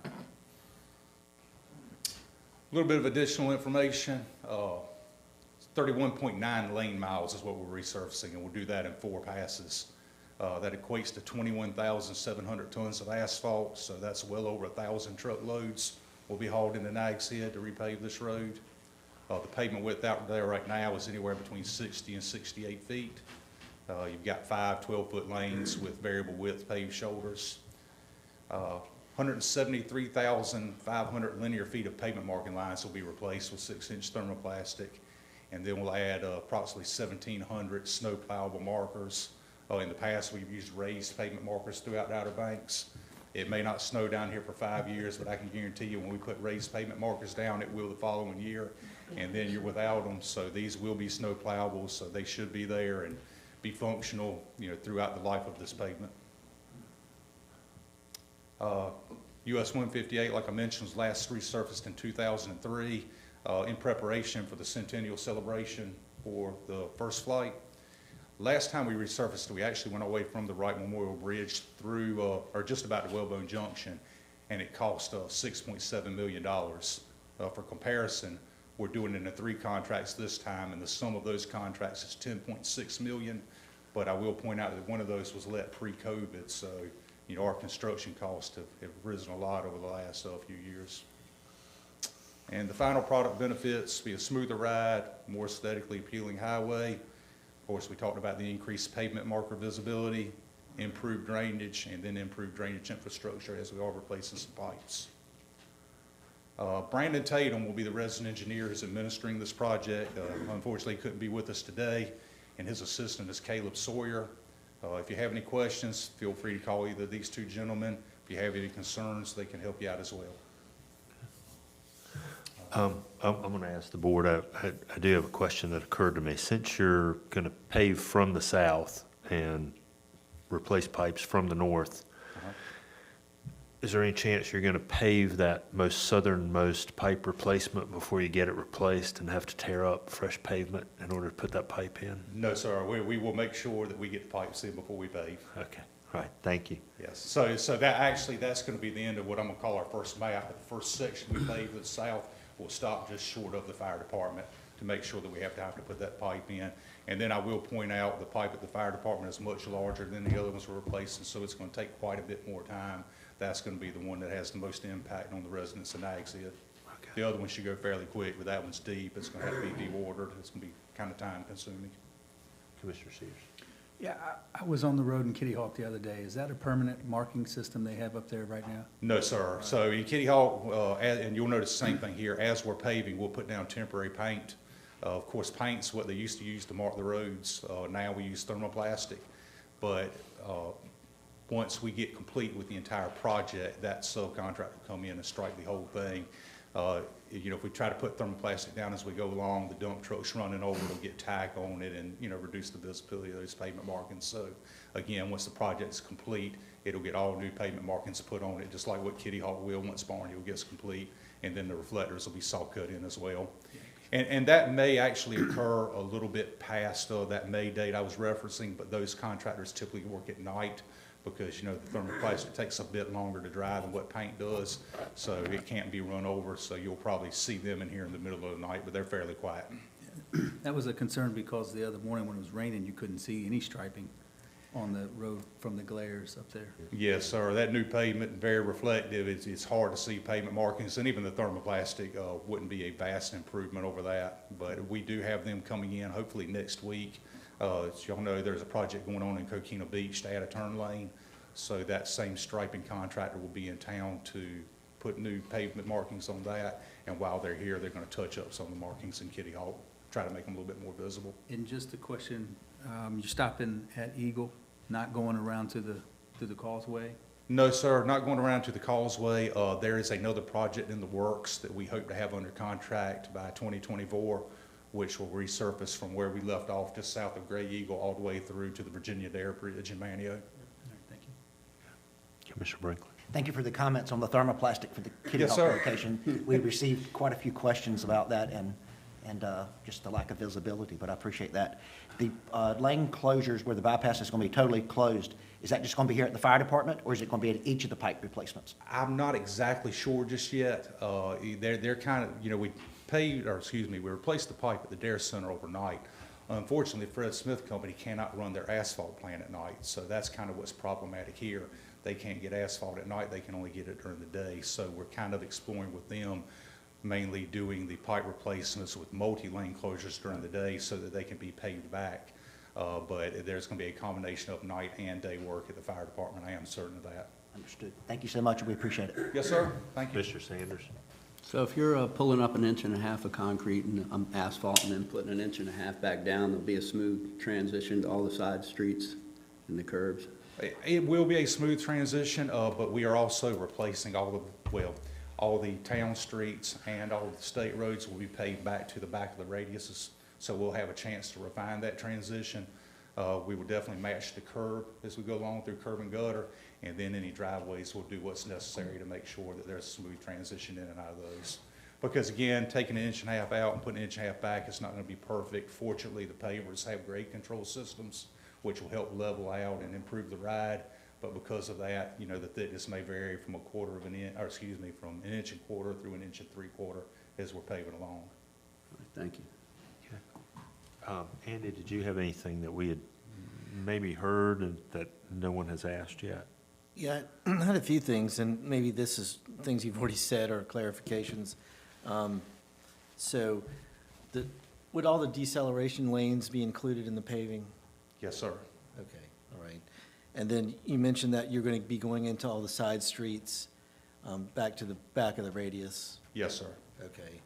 And in some cases, I believe there are signal loops in some private driveways. One I can think of is up here at the Duck-Through gas station. What will happen in those situations?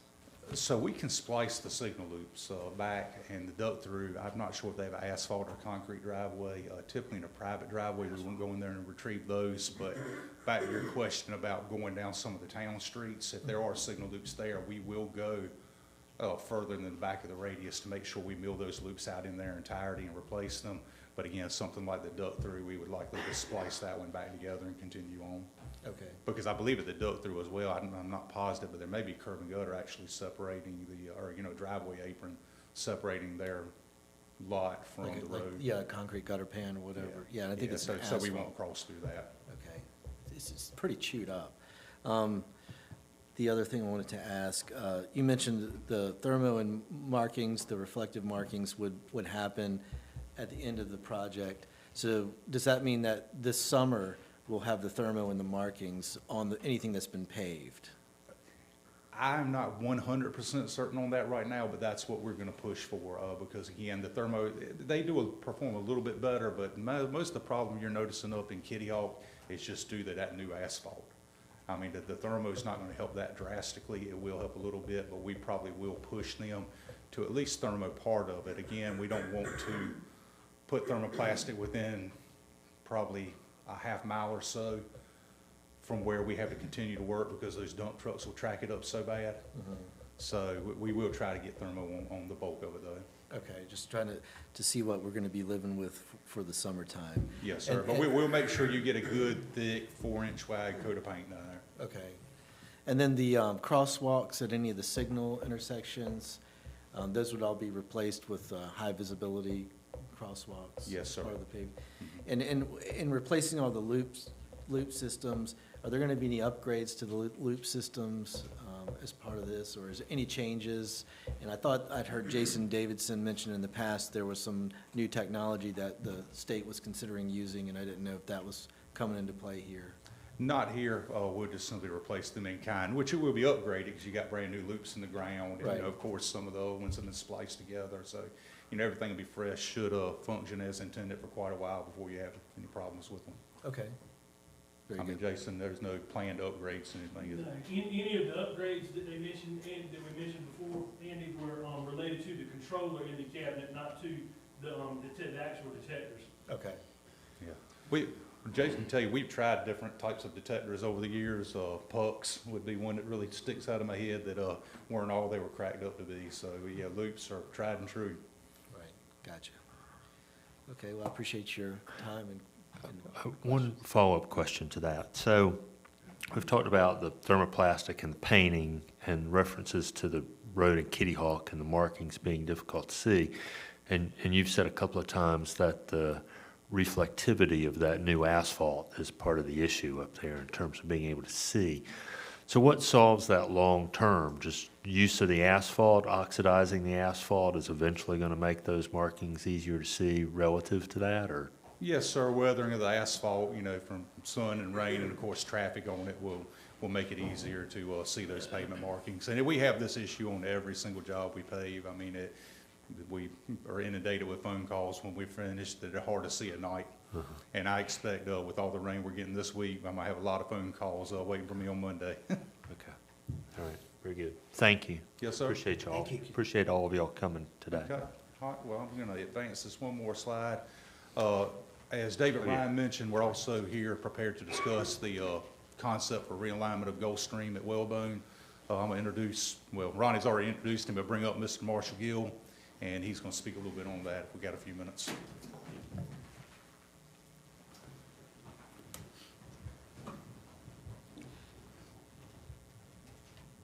All right, thank y'all for having, like David said, my name is Marshall Gill. I'm the Division Maintenance Engineer in Division 1 as of about 3 or 4 months ago.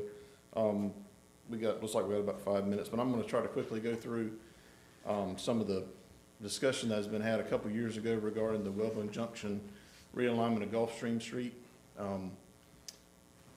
My understanding is a couple years ago, there was some concern about this area near the 7-Eleven, and went through, I guess the town went through Jason, and we looked at the area to look at some safety history, and at the time, there was no real safety issues as far as crashes or injuries that would kind of stem any funding to trigger any alignments. And then we got our safety folks to come up with some concepts, and this was one of the concepts that I believe was kind of agreed on.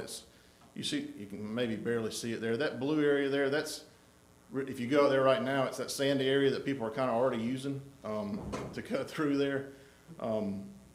This would kind of square up this intersection, remove that weird skew down there, and then kind of offset you from this driveway here, and we would extend that driveway there. That was kind of a concept we wanted to discuss. I think that may end up being the best idea there, but like I said, at the time, that there was no safety funds to contribute. I think Jason maybe met with the town 2020, 2021 about maybe a cost share type thing, and it's kind of died from there. So we'd be happy to re-spark those conversations or meet with whoever we needed to go over some of that. We do have a new funding source now, potentially. It's called a high impact, low cost. It's kind of for projects like this, where we don't really have another funding source. They're low-cost projects relative to bigger construction projects like David was mentioning, but they could still have a big impact on an area like this. So that's something we could maybe discuss in the future as well. I don't know if Jason, if you wanted to add anything to that, but this was the concept that the division, I guess Sterling Baker, the previous division engineer, was kind of in agreement with, and so we'd like to look into maybe securing some high-impact, low-cost funding if possible, if that's something that the town would like to proceed with. Also, and I don't know if you want to discuss this, but the other thing that Mr. Ryan asked me to discuss was the outfall pipes. Basically... Could I ask a quick question? Yes, sir. About this? Sure. So, and I don't know if this was mentioned, one of the other things that we had looked at is further up on the top of the screen where Old Oregon Inlet Road ties back in with 12. Right here. One of the things we had asked about was maybe aligning that at more of a 90-degree intersection. And then there is a crosswalk a little bit north of there that ties over to Jeanette's Pier, and it's kind of in the middle of the turn lane. And then if we were able to realign that at a 90-degree angle, we could bring that crosswalk down to align with that intersection, rather than having people walk through the center turn lane. And, you know, we'd like to discuss that further with you guys and maybe see if there is an opportunity for this funding, maybe tying all those things together. But it is something that we had looked at previously as well. Right, yeah, I'd be glad to coordinate with David, and we can get something set up maybe with some of our folks. Jason can be involved, and because of the turnover we've had the last couple of years, it's kind of fell off, and so we'd be glad to rekindle that and see if we can come to an agreement on what we can do there and try to secure some funds to make that work. Thank you. Any other questions on this? Regarding the ocean outfalls, real quickly, I know we've been talking about this for a while now, but where we're at right now, we've worked with our central unit to come up with some plans for repairs, particularly like the red drum ocean outfall, which is probably in more disrepair than the rest. They've created a plan set for us and a proposal. Right now, we're trying to make sure we've got the funds to let something, we can actually put it on the street. Just to give you some reference, the dewatering, like the South Nags Head job that was formed a couple years ago, multiple hundreds of thousands of dollars was the line item cost just to dewater that area there. And so it's not a small dollar item. So we're trying to secure those funds and make sure, and Red Drum's kind of unique too, because there's not really an access there. So you have to get big equipment out there and leave it out there. And so we anticipate not only that, with increases in construction from COVID and everything, it's going to be a high dollar project. And they're basically, as far as we understand, functioning at this point, but we'd like to make those repairs. And so we've kind of got a plan together, just trying to make sure we got the money to do it before we put something on the street. Any questions on any of that? Questions? Okay, great, thank you. All right, I guess that's our time, but if y'all got any questions or anything, you can coordinate with us or go through David. But we'll get something set up to talk about this Wellbone intersection down here and go from there. Thank you. Great, Thank you for having us. Yeah, we appreciate your time. Thank you all for being here this morning.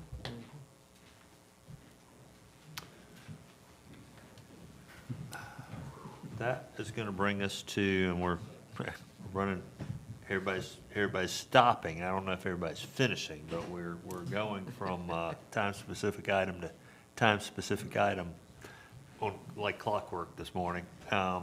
So the next item is our time-specific at 11 a.m., which is new business item H2, and that's a presentation from the Pedestrian Project Advisory Committee. And David, you're still on.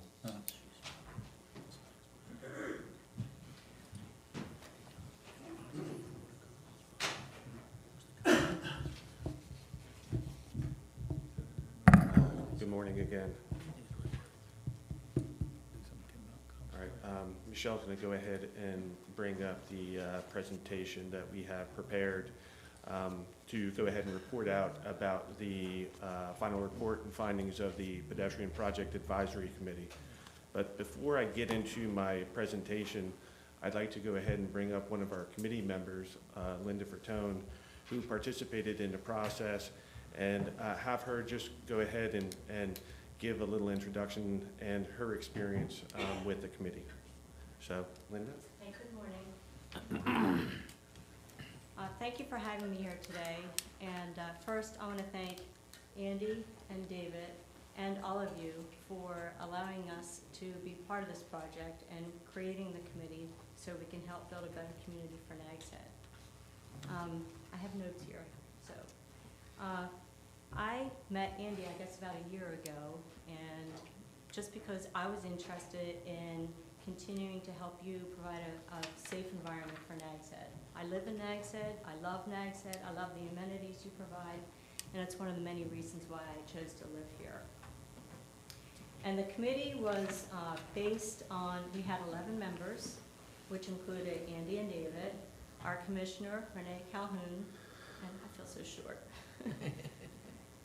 and our deputy fire chief, Shane Kite. And I believe that the 11 of us represented a fairly good part of Nags Head. David provided a very well laid out plan that helped us understand what you guys intend to do to continue the improvement of Nags Head by building on the multi-path, the sidewalk access to beaches, the commercial facilities, and our neighborhoods. And each week, we were given an assignment with the goal of establishing priorities to the projects for your consideration.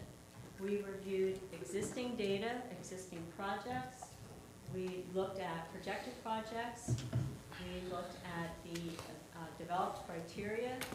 And we even scanned some of the neighborhoods, sorry, to understand how we can help prioritize the projects for you. Let's see what else here.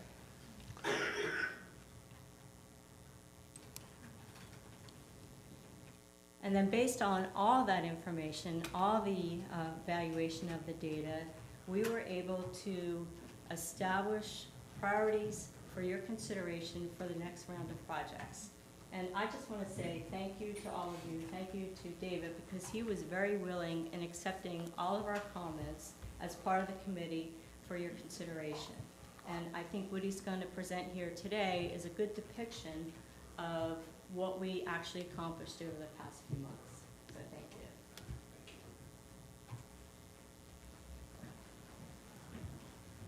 you. All right, so what I wanted to do was recognize all the committee members, and I know Linda had gone through some of the members who participated in this process. Commissioner Renee Cahoon, she was the board liaison for this committee. We had Bill Simmons, Linda, Meade Gwynn, Aaron McCall, Rick Tamir, Kim Coward, and Deputy Chief Shane Height with the fire department. And then we also had town staff, which was comprised of Town Manager Andy Garman, Deputy Clerk Carolyn Morris, and myself. And so really the goal of this committee, which was established back in August of 2022 by our Board of Commissioners, was really to expand on the project work which was identified back in the 2014 Nags Head Pedestrian Plan by facilitating, enhancing, and encouraging safe travel by pedestrians and bicyclists alike, and to identify improvements, options to correspond with relative needs and priorities throughout the town. So our starting point was to look at the roadmap of our existing facilities. And so we looked at the existing sidewalk and multi-use path network, which was primarily located along South Virginia Dare Trail, South Old Oregon Inlet Road, and South Croatan Highway, and then look at those, some of those existing east-west connections. We also evaluated some of the proposed projects that we had from our 2014 pedestrian plan, and looked at the schedule and sequencing of the implementation of those projects, as well as some of the funding sources that contributed towards that implementation. Up here on the screen, this was the base list that we used as a point of reference. This is a composite of remaining projects from that 2014 pedestrian plan, as well as some staff identified east-west connections. And I think the staff identified projects were really the result of the implementation of the West Side multi-use path, especially spanning from West Soundside Road all the way down to Gull Street. We realized that there was a change in dynamic as a result of that project work, and wanted to go ahead and recognize that now with that infrastructure in place, having the ability to have better east-west connectivity all the way through the beach in areas throughout town. Now, one of those areas that the committee was really concerned with was safety throughout town. And so with the assistance of the police department, we were able to go ahead and get pedestrian and bicycle accident data over the past 4 years, and go ahead and take a look at that data and look at some of the causes of those accidents. What we were able to glean from that information was most of those accidents occurred during daytime hours. Most of them were concentrated along South Croatan Highway and South Virginia Dare Trail. And really the primary cause of most of these accidents was driver inattention or failure to yield to the right-of-way. And we also noted the severity of the accident. Approximately 25% of the accidents that occurred resulted in an injury that was significant enough to go ahead and warrant a trip to the hospital. And so, and we also noted that in those project areas that we had identified, that there were no there were no documented accidents that occurred in those project areas. So just having that base information and looking at the safety factor that the committee was going to further assess and evaluate, this information was really helpful in the decision-making process. Okay, from here, we had a roundtable discussion with the committee to look at potential project areas. And I've got a sample of some of those project areas up here on the screen. I've got 4 different project areas, and really what we tried to do was look at each one of these project areas and conduct a preliminary assessment to identify any impediments or obstructions that would somehow limit the construction of some of the identified extensions or new connections. In the top left was a new connection which spans the east side of South Croton Highway, spanning from Satterfield Landing all the way to Driftwood Drive. Upper right is East Epstein Street, which spans from South Croton Highway all the way through South Virginia Dare Trail. Lower left is East Grouse Street, which spans from South Croton Highway all the way through South Virginia Dare Trail. And lower right is South Wrightsville Avenue, which is shown here from Bonnet Street all the way to the back side of the Nags Head Elementary School. There were some other projects, but this was a sampling of some of those that were discussed. Really, the largest discussion that we had centered around the missing link of the West Side multi-use path spanning from Carolista Drive all the way through West Soundside Road. Now, we've got existing segments north of there and an existing segment south of there, so looking at that connection. Now, this is probably one of the most discussed missing links throughout town that we've heard from the staff level over the past couple of years, and there are some challenges that are associated with it. Primarily, I don't know if I can get this cursor to work, but in that area that is centered on the screen, from Jockey's Ridge Crossing south to West Soundside Road. We've got a lot of sand that has accumulated along the edge of that shoulder. So we looked at a couple different options of having a direct connection from Carolista all the way to Soundside Road. And we also evaluated a second option, which was a crossing there at the pedestrian signal at Jockey's Ridge Crossing over to the east side, and then establishing a new link all the way down to Dune Street where we have an existing sidewalk at that location. So we looked at some conceptual costs of the 2 options, and the board evaluated that, and we'll talk a little bit more about that later on in the presentation. Okay, so we've identified the projects, and the committee decided on a criteria-based approach. And the set of criteria that they used was looking at connectivity, safety, pedestrian use, accessibility and walkability, and then other factors.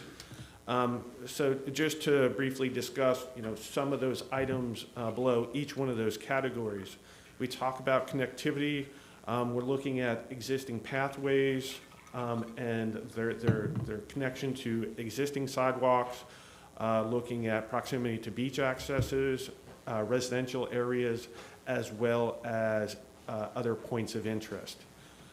Safety, again, which was a large concern of the committee, looked at the proximity to pedestrian signalized intersections, and whether it occurred near an area where an accident was documented, whether it was located within a high traffic volume area, and whether it had higher speed limits. In looking at pedestrian use, looked at levels of pedestrian use, and whether it had a connection to large residential neighborhoods, and large residential neighborhoods were defined as 100 homes or more, and whether it went ahead and connected to existing commercial zones. When you look at accessibility and walkability, it's whether it could create a fully accessible route, and whether it would add new pedestrian signals or treatments. And then when we look at other factors, especially when we're looking at it from the Board of Commissioners viewpoint, we're looking at cost, we're looking at the feasibility of whether there is adequate right-of-way width to be able to support that pathway. We're looking at combination with other project work, as well as concerns with drainage and other related factors. So in taking this approach, we had a couple different exercises that we went through.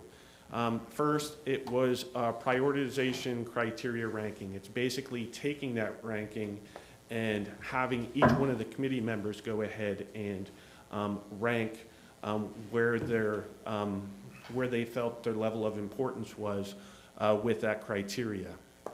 And then from that, those questions that fell below each one of those categories, they were ranked as well. And really the intent there was to go ahead and assign a point value to its level of importance. And so this table right here goes through that process of the table that we used as far as the ranking and the assignment of those point values based upon their importance as determined by the committee. Okay, so from there, we went ahead and we looked at this criteria and created a matrix. And that matrix basically took each one of the identified projects and compared that to each one of the criteria and those questions that were asked. And basically, we went ahead and checked those boxes where we thought it applied. Now, there is some level of subjectivity, especially when you talk about existing traffic use. And so we try to define that up front and say, if it was a neighborhood and it was located in a high traffic zone where there was a high commercial use or there was a pedestrian activated signal, we define that as being a high traffic generator. And then those areas outside of that, other than those projects located along South Croatan Highway and South Virginia Dare Trail, they were considered to be low volume traffic generators. So we went through that exercise, and after we identified whether it was applicable or not, it was then to develop another table. Get this to Michelle, can you give me an assist here? Okay, and so it's basically this next table right here replaces those check marks with an assigned point value. So we went through each one of the categories with the point values for each one of the project areas to come up with a final ranking. And so the committee had some discussion as to the categories that 4 out of the 5 categories, they felt important. The other one was other factors, which they thought that maybe the town had more of a decision-making process in weighing those other factors. So there was some discussion as to do we rank them based on 4 out of the 5 categories, or do we consider this as a whole? So we went ahead and we looked at it with either option. And it was a consensus of the committee to go ahead and use all the categories that had been identified. And so we also looked at some of the project areas and whether we were going to carry them forward. Earlier in the presentation, we talked about that multi-use path extension in front of Jockey's Ridge. We had an option A and an option B. It was determined that option A was a little bit more costly due to the fact that you're looking at some sand removal in order to create space for that extension. And then there was also some concern about long-term maintenance and keeping blowing sand off that path. And so that came in conceptually with a higher price point. And so it was the consensus of the committee to go ahead and move forward with option B, which was a crossover there at Jockey's Ridge Crossing, and then an east side extension all the way down through to Dune Street. We had a couple ties. We were able to resolve those ties based upon their placement in the overall listing to come up with a final project list right here based upon rank, and there was also a cost associated with each of the projects. Now, this is just an overview of some of the discussion and work done by the committee. Included in your board packet is a final report which covers all the discussion items, all the exhibits prepared, as well as the meeting minutes for the committee work. And so at this point, well, before I go ahead and close up, I did want to mention this, is that with this ranking, some of the final discussion that we had at the committee was understanding that some of these larger projects are more costly, and it's going to take several years for them to go through, one, funding, and then two, the planning process and permitting and design. And so even though like for instance, the Jockey's Ridge connection, that is ranked #1, we did talk about that as far as sequentially, that may not be the first project constructed due to the fact that it's going to take some time to go ahead and get funding and design in place. So there may be other ones sequentially that are constructed first, and they may be those lower cost item related projects. So we did have that discussion. It was acknowledged by the committee that this may be out of sequence, but just wanted to go ahead and bring that to your attention, that yes, we do know the realities of the situation, and therefore it was acknowledged. So at this time, I'll be glad to answer any questions that you may have. David, for that #1 item, the cost there is the alternate B, which switches sides of 158 to finish the route. Was there a number put to the alternate A, which would have kept the route entirely on the west side? It was, the conceptual cost was somewhere between $1.5 to $1.6 million. And that was accounting for sand removal in order to clear space for that last 800 foot of path work. Okay. And was there any consideration of, and I don't know what it would be other than a wall, any consideration of any kind of infrastructure with that would have held the sand back? And that was discussed. It was mentioned about putting in some bulkhead along that length. I think that was an unknown that was added into that additional cost. But then you still have the concern of long-term maintenance, even if you put in that retaining structure. So we just didn't want to look at it from the perspective of just construction, but how was it going to be maintained long-term, and that there was a cost associated with that. So I think the committee felt that when you start looking at those two in combination, that option B was probably the best in looking at upfront and long-term costs. Okay. Before I go to the commissioners, I want to thank Linda for being here this morning and for your service on the committee. Thank you all for your good work. Commissioner Sears. Thank you, Linda, for your work and the committee's work. Now, I think that is the only problem, is keeping the sand off, and without a lot of vegetation over there, I don't know that you're ever going to keep the sand off of that. Yeah. No, great work. Commissioner Brinkley.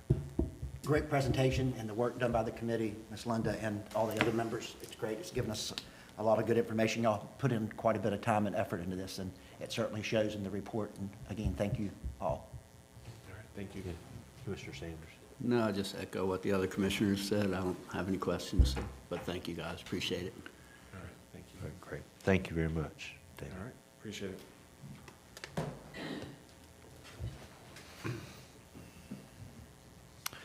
All right, that completes our time-specific items. And for break, commissioners interested in a break, staff? I've had one, but I know y'all haven't. That's okay. And we keep going. All right, let's keep going then. So we're going to back up then to item F3, and that's consideration of the final estuarine shoreline management plan. And Kate, I'll call you back to the podium.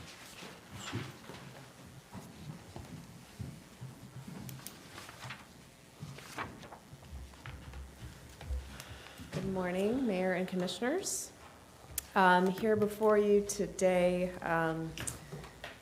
to ask for your consideration and adoption of the final version of the Estuarine Shoreline Management Plan, or also to see if you had any recommendations you'd like to suggest as we're in this final phase. So I guess the charge here today would be, do you have any final questions? And then consideration of adoption as is, or consideration of adoption with any recommendations. Okay. I'll start, Bob, with you for a couple of reasons. One, because I need to start on that end this time. You also served on that committee, so any thoughts at this point? I don't have any questions. I mean, obviously, I did serve on the committee, so I think it's a great idea. I like the forward thinking, but. Okay. All right, Commissioner Brinkley. It's a lot of information.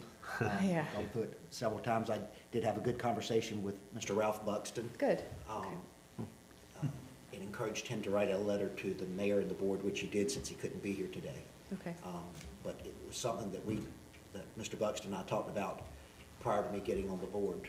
We met one day for coffee and talked about living shorelines, and I was so happy to see that he was part of the process. But it's a good plan, and we appreciate the work that you guys have done. Thank you. All right, thank you. No, great job. I've heard from a couple of different people. It's a shame Mike left.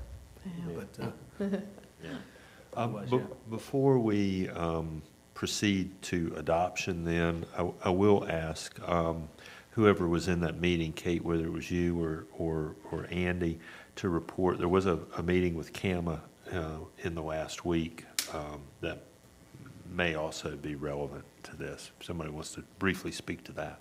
Yeah, we had scheduled a meeting with Cam. I believe it was the recommendation of Commissioner Cahoon and then the mayor, that we follow up with them and discuss permitting for some of these proposed concepts. So we did have that the other day. Braxton Davis, the Director of Division of Coastal Management, as well as Jonathan Howell, he's the Major Permits Coordinator, and then Ron Rinaldi is the Elizabeth City District Office Manager, as well as Kate, and Dawn Yartwork from Moffitt and Nicola, and Kelly Wyatt. And it was a good discussion. Kate would be better to talk about the details of that discussion.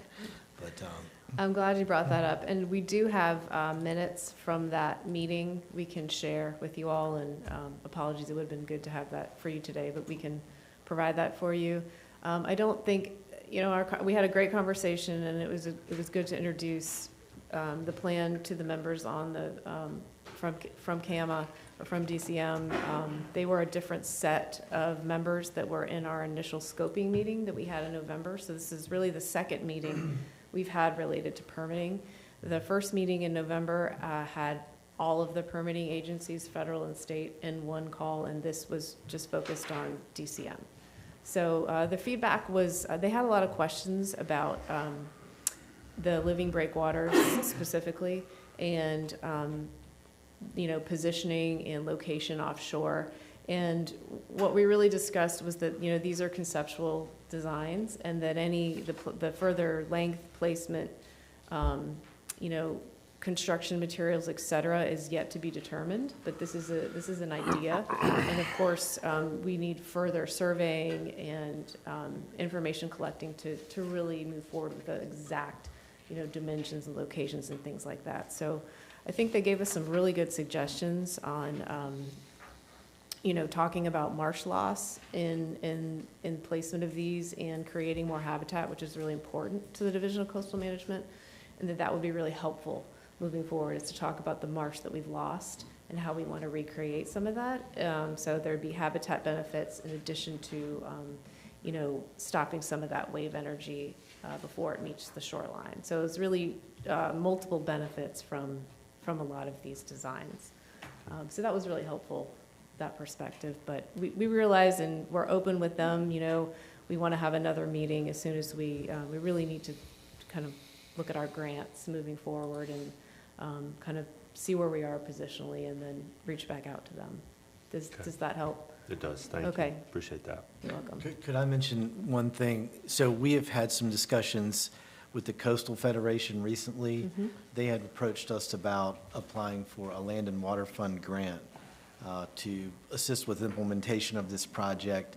Several ideas were discussed, and one of the ideas was a cost share program where the Coastal Federation could apply for the grant, and property owners could apply for funds from the Coastal Federation with some matching funds to do living shoreline improvements. Maybe, Kate, you could just talk about that a little bit. Sure, great. So we went back and forth. The Coastal Federation, as you know, we're a part of our advisory committee and a technical partner in this project. And the Coastal Federation is submitting a grant this cycle for Land and Water, which is a state grant. And they wanted to include Nags Head in the application. So what we've decided is most relevant at this point to move forward is their cost share program, which they've received funds for in the past. And what it does, it allows private property owners to apply for funding. In this case, they would apply through the money received from the Coastal Federation that would share the cost of implementing living shorelines or other nature-based solutions on their properties. So it's an exciting opportunity for our own property owners to have some cost sharing in moving forward some of the recommendations from this plan. Again, it is on the parcel level, and it would mean the private property owner would be the lead on doing something like that. But the funding would be available. And that they're working on that application. We provided them with information. I believe the deadline is upcoming on that grant, and they'll be submitting that on our behalf. They are the applicant, if that makes sense. Okay. It doesn't implement any of the concepts in No. this plan, but the plan could become a technical resource for the property owner as they decide what they're trying to do. Right. We didn't want to move forward with any of the bigger concepts at this point. We wanted to have these discussions with you all and make sure we're, in a good position to do so. Right. Yeah. Okay, thank you. Mm-hmm. All right. And I think we're probably, if there are no further questions, ready for a motion to adopt. The motion that we adopt as presented. Second. I have a motion and a second. Any further discussion? Thank you, everybody, committee members, staff, everybody who participated in that. All those in favor signify by saying aye. Aye. Aye. Opposed? All right, great. Thank you. Very much. Thank you. I'm going to change gears. Let's take a 5 or 10 minute break. I feel like I'm good. Otherwise, I'm just going to push towards some arbitrary deadline and try to rush everybody. And we don't need to do that. Thank you.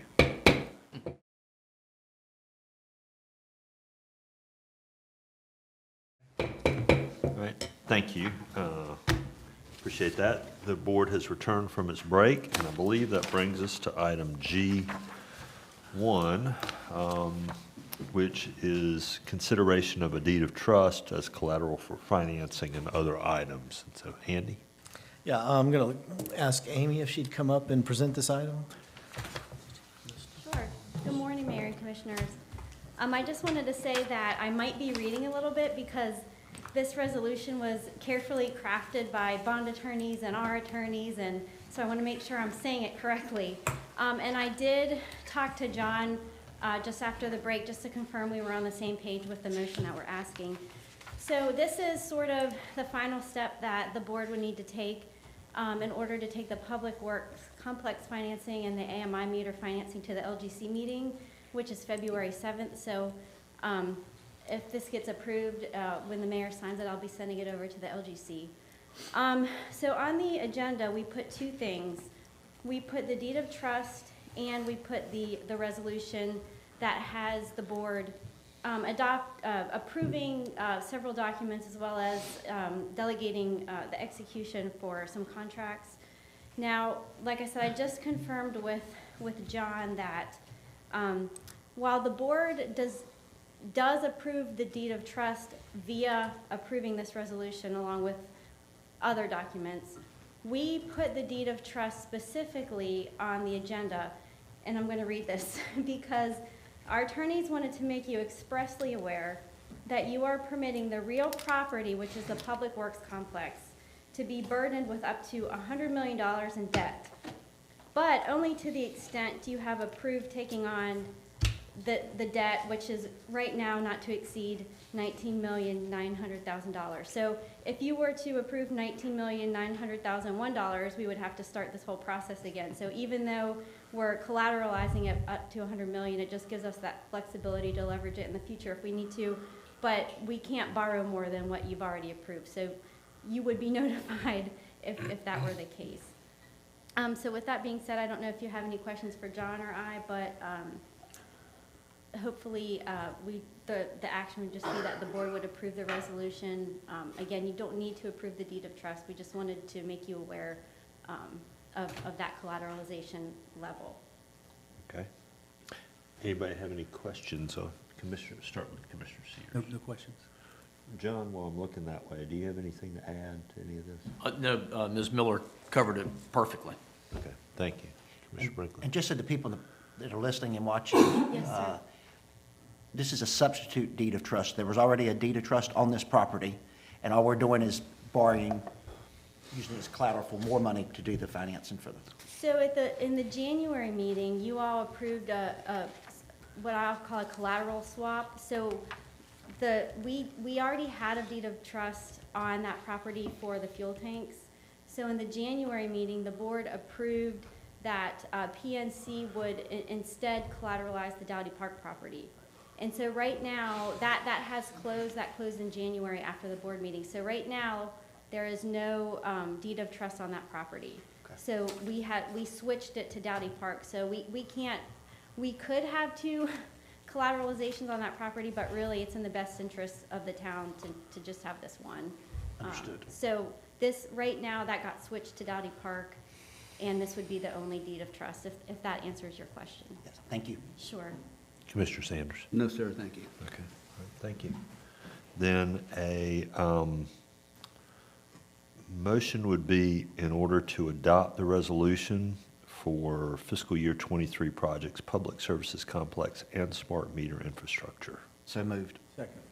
Motion and a second. Any further discussion? Hearing none, all in favor signify by saying aye. Aye. Opposed? All right, thank you. Thanks.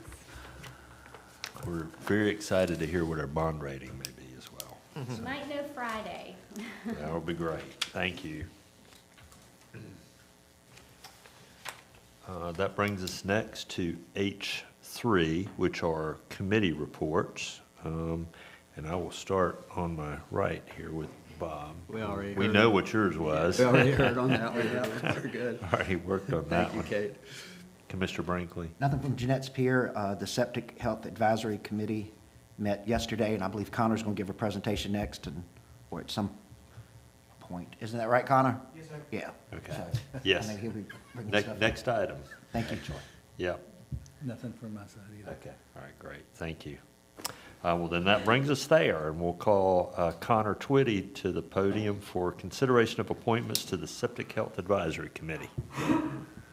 He's awake now.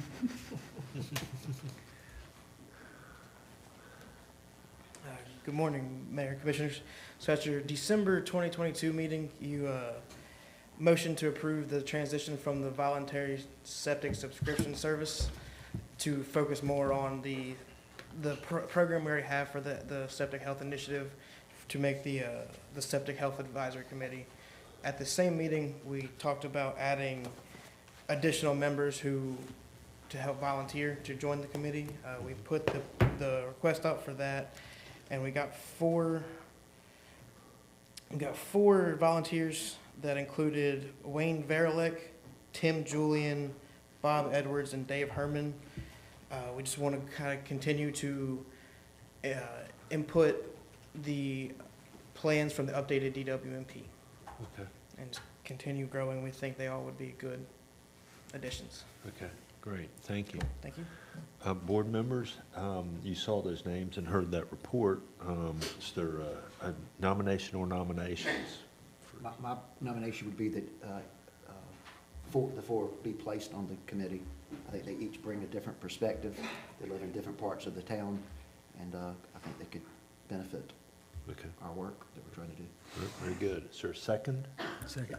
We have a motion and a second to nominate all four of those volunteers, and I agree with that. It's rare, you know, we put out appeals for folks to serve on boards and committees and task forces all the time, and to have four people who are interested in this topic and willing to serve, and to have a fully staffed committee is pretty exciting. So, any further discussion? Hearing none, all those in favor signify by saying aye. Aye. Aye, opposed? Thank you, and thanks to those volunteers. Appreciate it, Connor. The next item on our agenda is item H5, which is discussion of Old Nags Head Place drainage rebid results. David?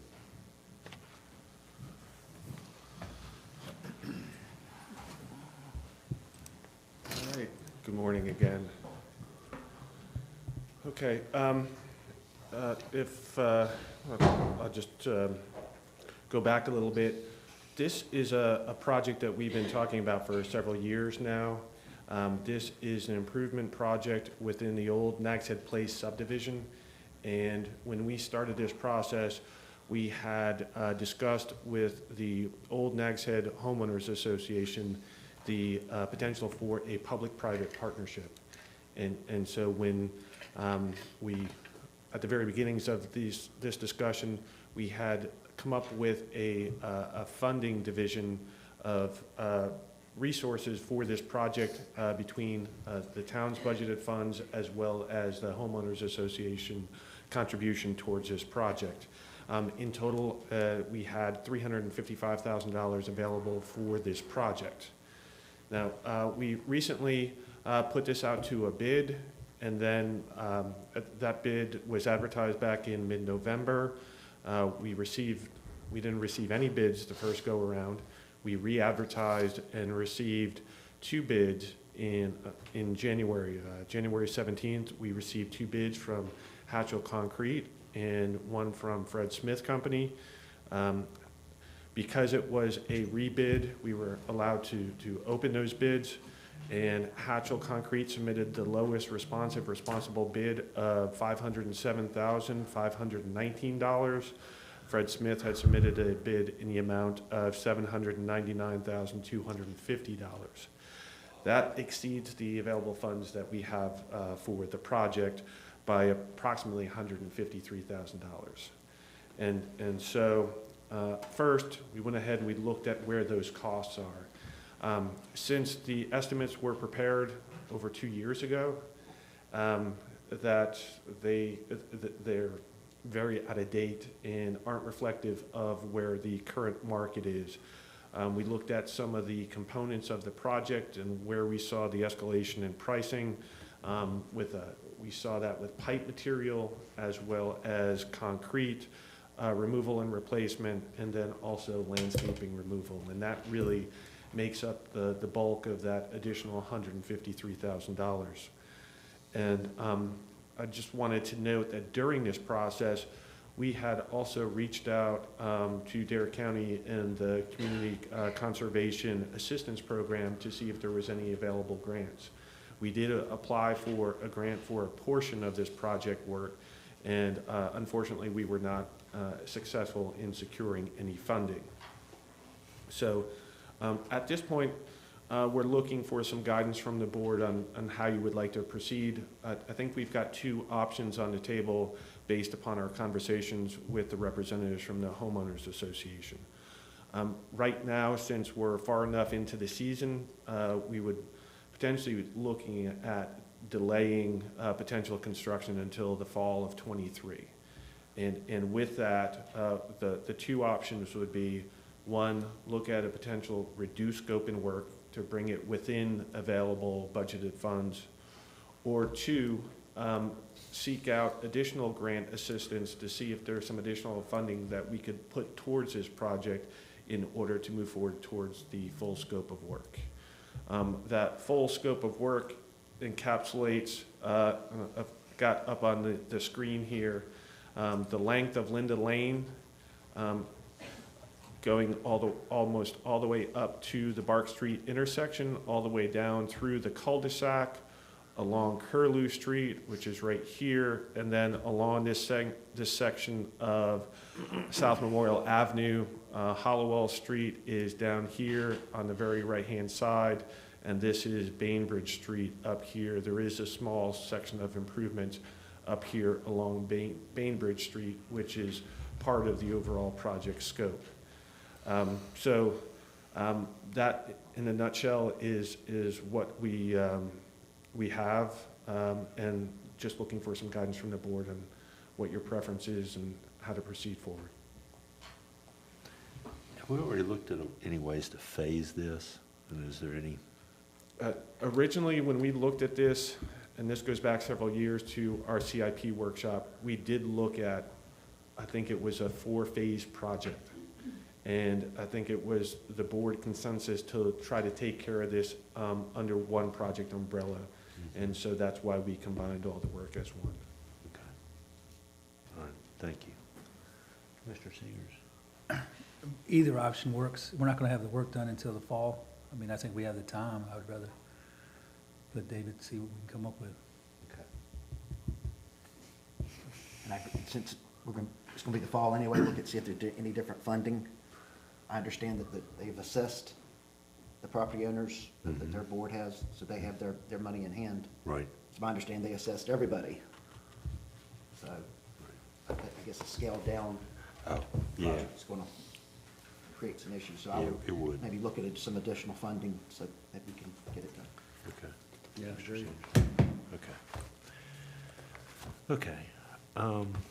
So what I can do is I can report back to the board. You know, we can target maybe June or July to see where we are as far as the funding goes, and then just seek additional guidance from there on whether we move forward with a full project scope or a pared down portion. Right. Mayor? Yes. Is it possible maybe we can have it before budget of next year's budget finalized? In case we do need to make changes, then we could see if we can do those changes. Yeah, we can see what's available as far as grant funding. Unfortunately, that timeline, we won't know if we were successful in that, and so that's the only unknown factor at this point in time. Okay. Did you say the homeowners association may be willing to make up a portion of the cost? That's where we started the discussion, and so we were talking about looking at a percentage-based increase, looking at what we currently have as far as the funding goes. But in further investigation, they're going to have to go through the process all over again, and that's going to be timely, and then that would potentially delay even a fall construction. And so they've asked if we can kind of take that off the table and look at these other two options. They think that would be better suited for them and this potential schedule. Okay. I'll ask Andy and Amy. So if we made a grant application, didn't know if we got it or not, the board allocated enough money to do the project anyway, and then we got the grant late, we found out we had been awarded the grant, then we have money to do something else with. I mean, Yeah, I mean, we could always look at adding the money in the budget and then see if we can apply for a grant, and then doing a budget amendment later on if we get the grant. right. I would say it depends, because some grants, if you execute a contract ahead of executing the grant contract, then that nullifies your grant awards.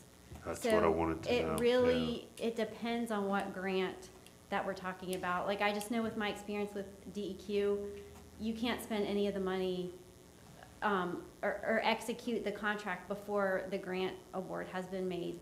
That's why we're kind of being cautious, like with the AMI meters and things like that. We're waiting to hear back. I know one thing we talked about was Golden Leaf funds, and I don't know about the parameters of that, but I would before we made any promises, I would just be a little bit cautious about saying that, just because it could jeopardize grant funds. Thank you. And I guess we haven't really talked about that, but we're not necessarily talking about executing a contract right now.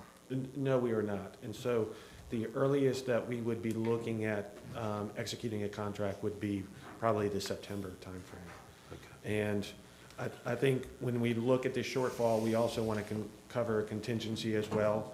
So we're looking at probably a $200,000 range to make up that shortfall plus contingency. Okay. All right. Thank you. So we could look Yeah, at I it think during we the would. budget process. Yes. I think that seems to be the consensus from the board here without taking a vote. Yes. Okay. All right. Thank you. Thank you. That brings us to item I, items referred to and presentations from the town attorney. Thank you, Mr. Mayor. I have a couple of things I wanted to discuss briefly, at least.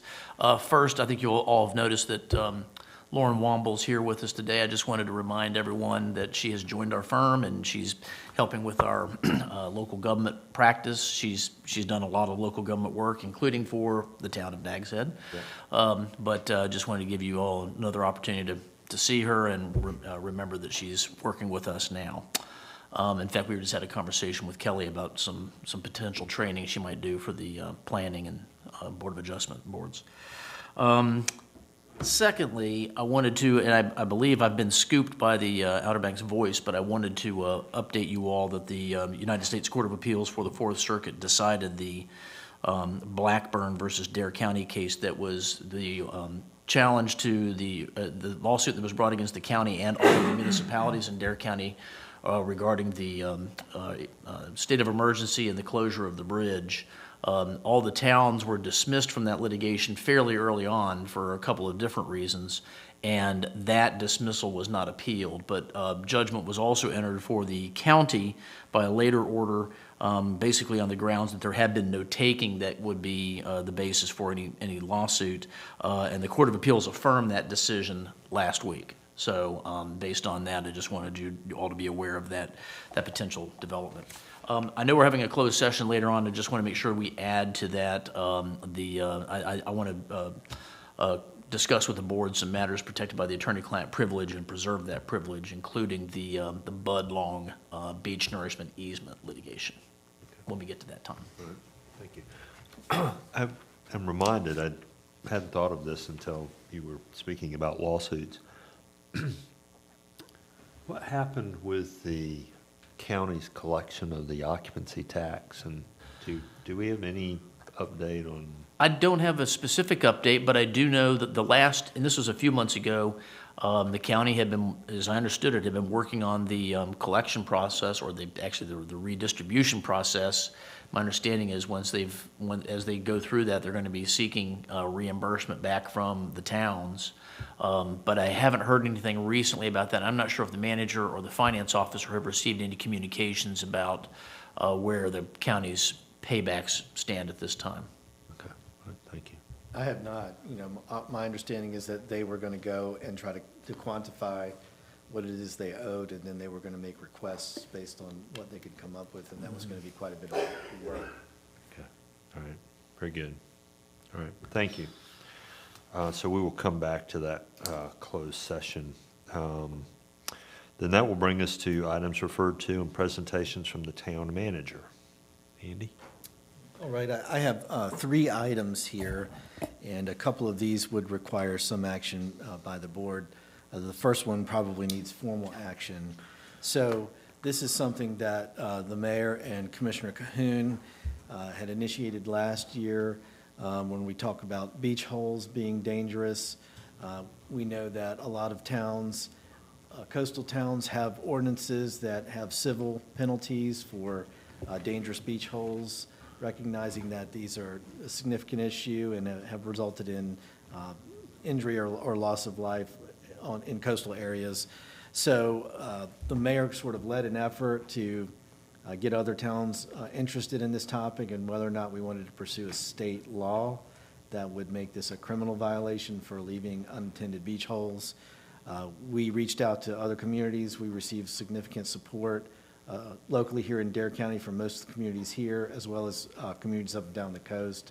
We received resolutions from those communities, and so the next step was to go ahead and draft language that could be turned into a bill. And so Town Attorney John Leidy has done that. It's quite a bit different than the language we have in our town code because it needs to be much more specific and objective in order to accomplish its goals. And so maybe I could let John just briefly go over the language and maybe the process from here in order to initiate this with our legislators. Certainly. So again, if the intent is to criminalize this activity and allow for the prosecution of somebody who violates that statute, we need to make sure that the language is sufficiently specific that it would withstand a void for vagueness kind of challenge. And so that's why we've written this in a fairly tight way and made a fairly specific or given specific dimensions for the kind of hole we're talking about.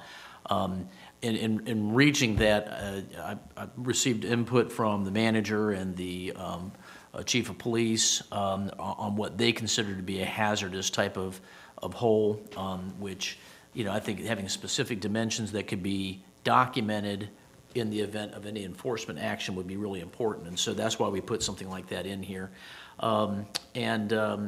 You know, I think that the idea has been to try to come up with a statutory basis for prosecuting these violations and hopefully prohibiting these violations in a way that would create uniformity throughout the coastal community, particularly in a place like Dare County where you have multiple different municipalities with jurisdiction to adopt their own ordinances dealing with something, and they could all be different. And so I think the uniformity here was one of the things we were trying to ensure. So based on all of that, this is what we have crafted for the board's consideration, and assuming that y'all are, that you support this, then this resolution would request that this be submitted to your legislative delegation for the processing through the General Assembly.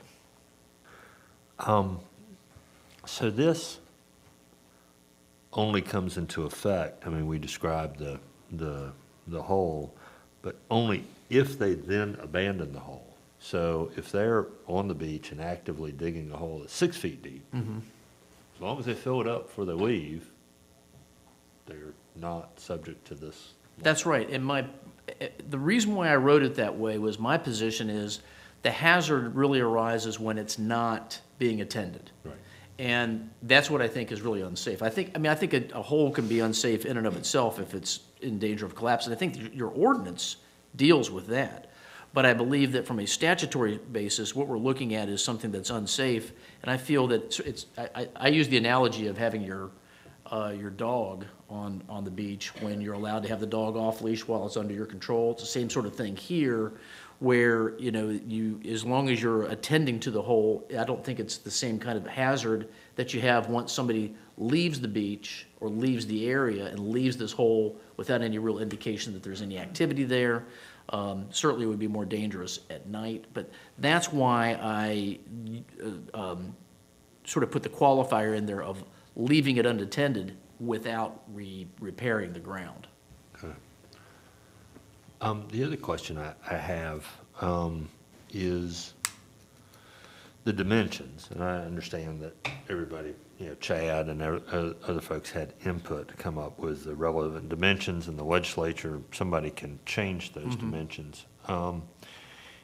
It feels like that should be an and instead of an or. I mean, a hole that's 3 inches deep and 24 inches across is not a problem, doesn't seem to me, or 18 inches deep dug with a spoon doesn't seem like a problem. I mean, is that? Yeah, I understand what you're saying, and I'm not really sure how else to word that, but you know, you're exactly right. My view was, though, that a hole of a certain width is dangerous if it's left unattended, almost regardless of the depth, because of the need for emergency services vehicles to use this area, to drive through the area. And so, again, I had to rely on input from people who spend more time on the beach than I do as to what might be considered hazardous. But that was why I felt like an either or was what we're looking at, because it can be dangerous because of depth, it can be dangerous because of overall size, because of the different kinds of hazards we're trying to protect against. Okay.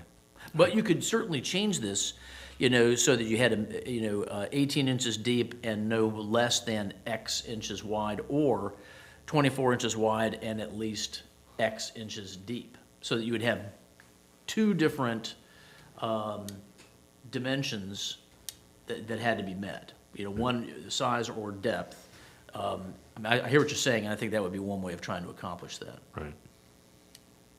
Yeah, I think you would have to write it that way in order to accomplish, you'd have to use multiple scenarios to. Yeah, two sets of dimensions is what I mean. Right. 24 inches wide and at least 6 inches deep, or 18 inches deep and at least 12 inches wide. Right. Bob, any thoughts? I can't think of anything right now.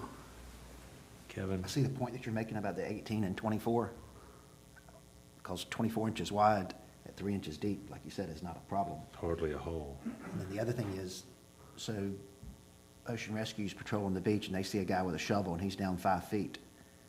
The only we can tell him is he's got to fill it up. Right. That's it. Well, whereas him actually doing it right then, or she, is dangerous as well because of the risk for collapse. Actually, the town's ordinance, which is supplemental to would be supplemental to this, because this criminalizes a certain act. You still have an ordinance which prohibits the digging of holes that create a danger of collapse. So then There's some they language. could go ahead and say, separate apart from this, Yes. cover it up. Stop what you're doing, fill it up. Right.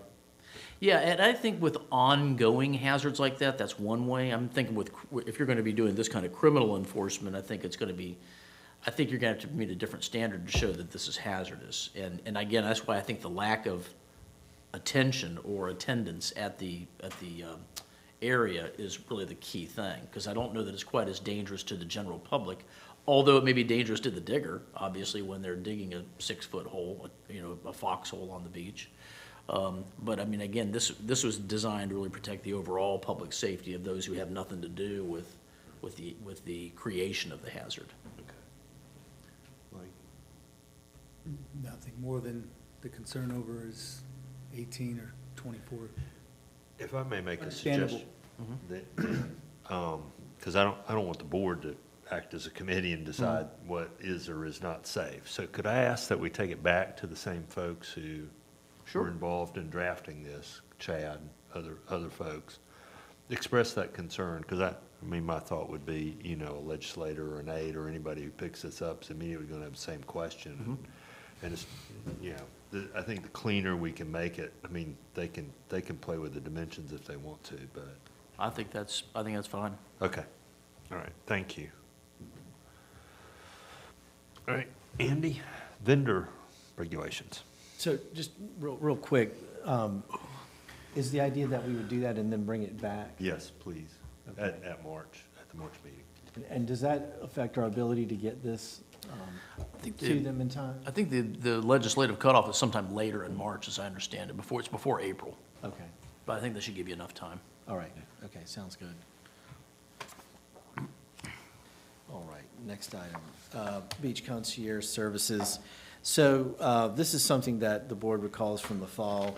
We brought forward Chris Tremblay, who's now our planner, had given a presentation on our experience last summer with some of the beach concierge services and some of the issues that we had faced. And we talked about some of our regulations and how there may be some opportunities to tweak our regulations to improve the results we get from compliance from some of these companies.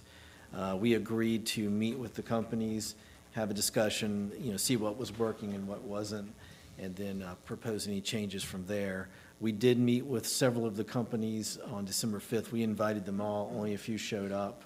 We had a good discussion, talked about several different things, And we are currently in the process of drafting some revisions based on those discussions. And we're going to circulate that back out to those that attended the meeting and get any feedback. But our goal is to bring that back to you at your March meeting for consideration. So some of the issues we talked about would be the time of day they're allowed to set up. Obviously, they'd like some give and take with some of our regulations.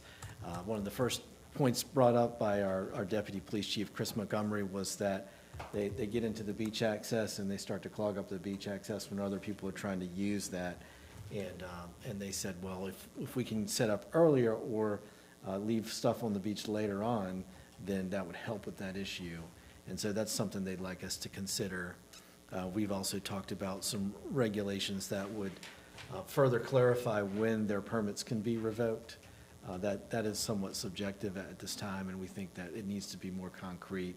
And we've had one vendor in particular that's been a repeat offender, and we feel like we might get to the point where we have to do something like that in the future. So there's several other points that we're discussing, but we will bring that forward to you in March. Okay. Just have one question. Sure. You talked about the problem, I take that back. You have a vendor that's been a problem in the past. Did they participate in the meeting? They did not. And not surprising, but my suggestion, you talked about that you would distribute the materials to those that attended the meeting. I guess we should distribute to all. And I'm wondering if distributing it to all of them, and I couldn't agree more that you change the language to be able to, not your permit can be revoked, but it will be revoked. Because they want to do this business, but yet not play by the rules, and then be confrontational when they're asked about it, and there's no sense in that. But thank you for your update on that. Okay, sure. Yeah, thank you. No, I don't have anything. I agree with that too, though. Ex-police chief said it best. Yes, that's right. Okay. All right. It's a work in progress, but, our staff is doing a great job, and certainly enforcing our rules and observing the conditions and suggesting changes, so we certainly appreciate that. Always thinking about the problem. The final thing should be real quick. We had adopted a budget calendar back in December. The first item was, as part of the February mid-month meeting, we would have a first budget workshop after our mid-month meeting.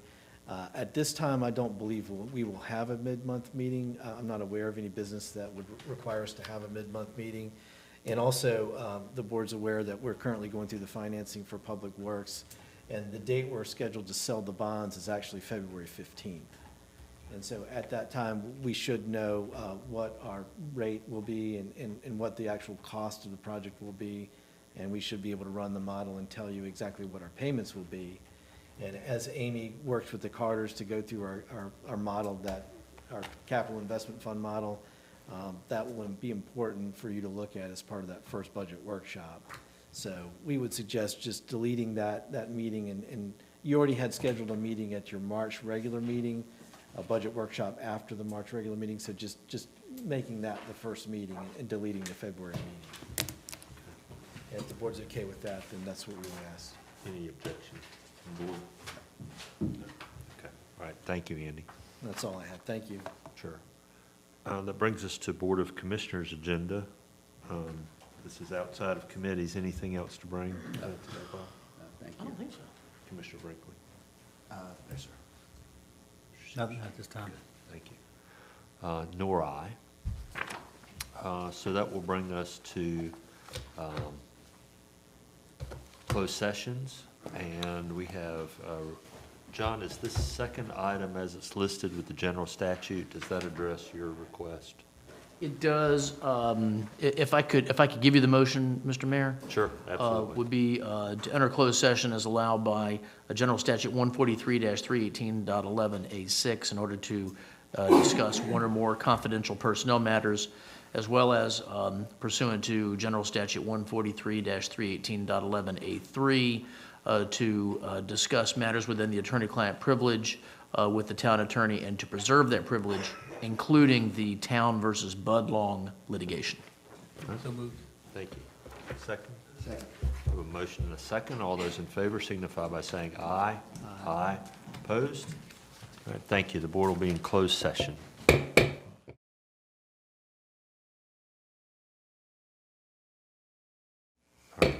The board has returned to open session. Mr. Leidy, will you please report out? Yes, sir, Mr. Mayor, the board did consult with the attorney regarding matters within the attorney-client privilege and as well as regarding personnel matters. Some action was taken, but nothing else has to be disclosed at this time. All right, thank you. Is there any other business to come before the board? There is no reason for a mid-month meeting, and so we can adjourn, and a motion would be in order. So moved. Second. Have a motion and a second to adjourn. All those in favor signify by saying aye. Aye. Opposed? Thank you. Board is adjourned.